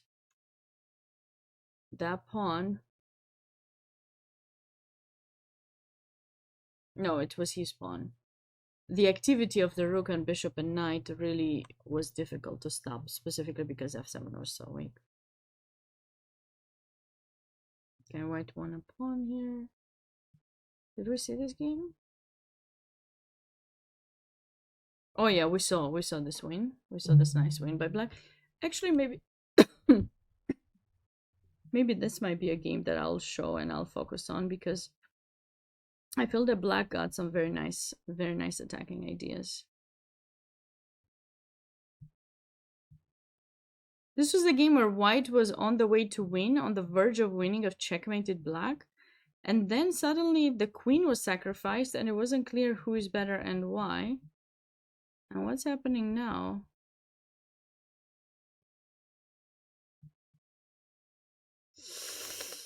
Looks like the pawns were... Oh, this is a tough loss for white. White was on the way of winning. You see, this is what I'm saying. Like, psychology is very important. These kids, you know, they need to know how to get over when they're winning.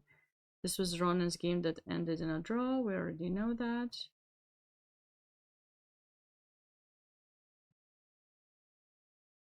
This game also ended in a draw, but white could have played further. Maybe he was playing a stronger opponent and he offered a draw because he was worried, but he's got quite a lot of pressures in h6. White definitely should have played further. Yeah, this was a nice win by Will.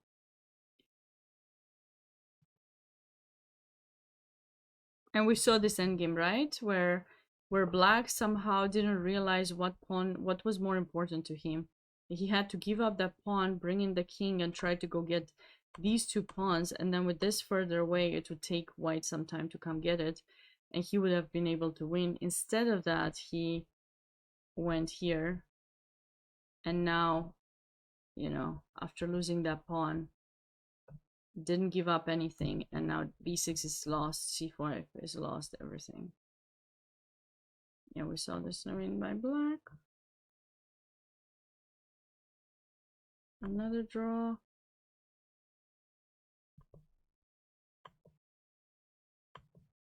I think everything is over, guys. I feel like everything was over here. Let me refresh to make sure.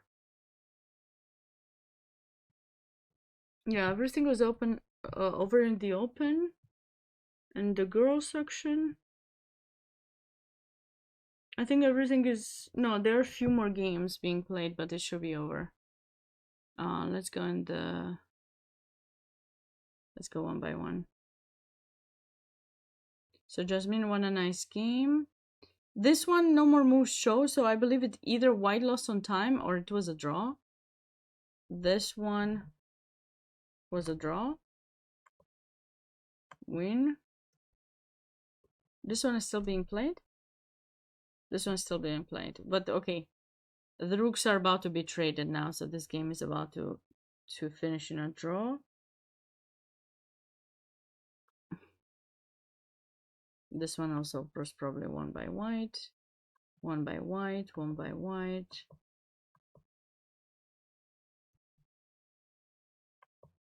Yeah, I think the result just doesn't happen, doesn't show, but it was over.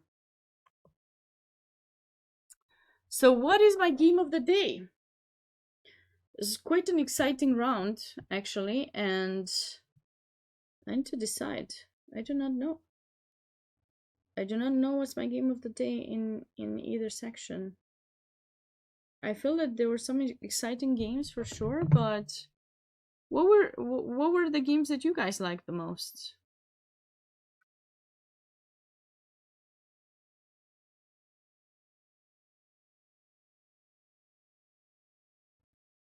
Did anyone have a particular game that you liked the most?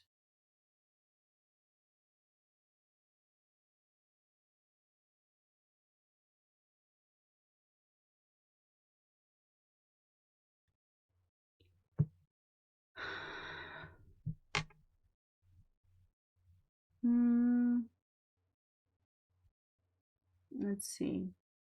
Yeah, that was a draw.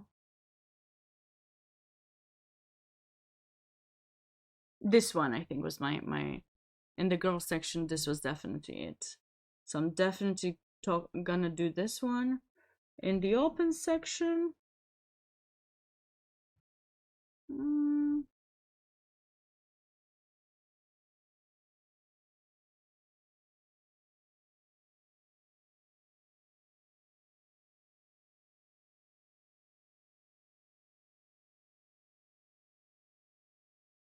I think this one was pretty good, actually, played by white.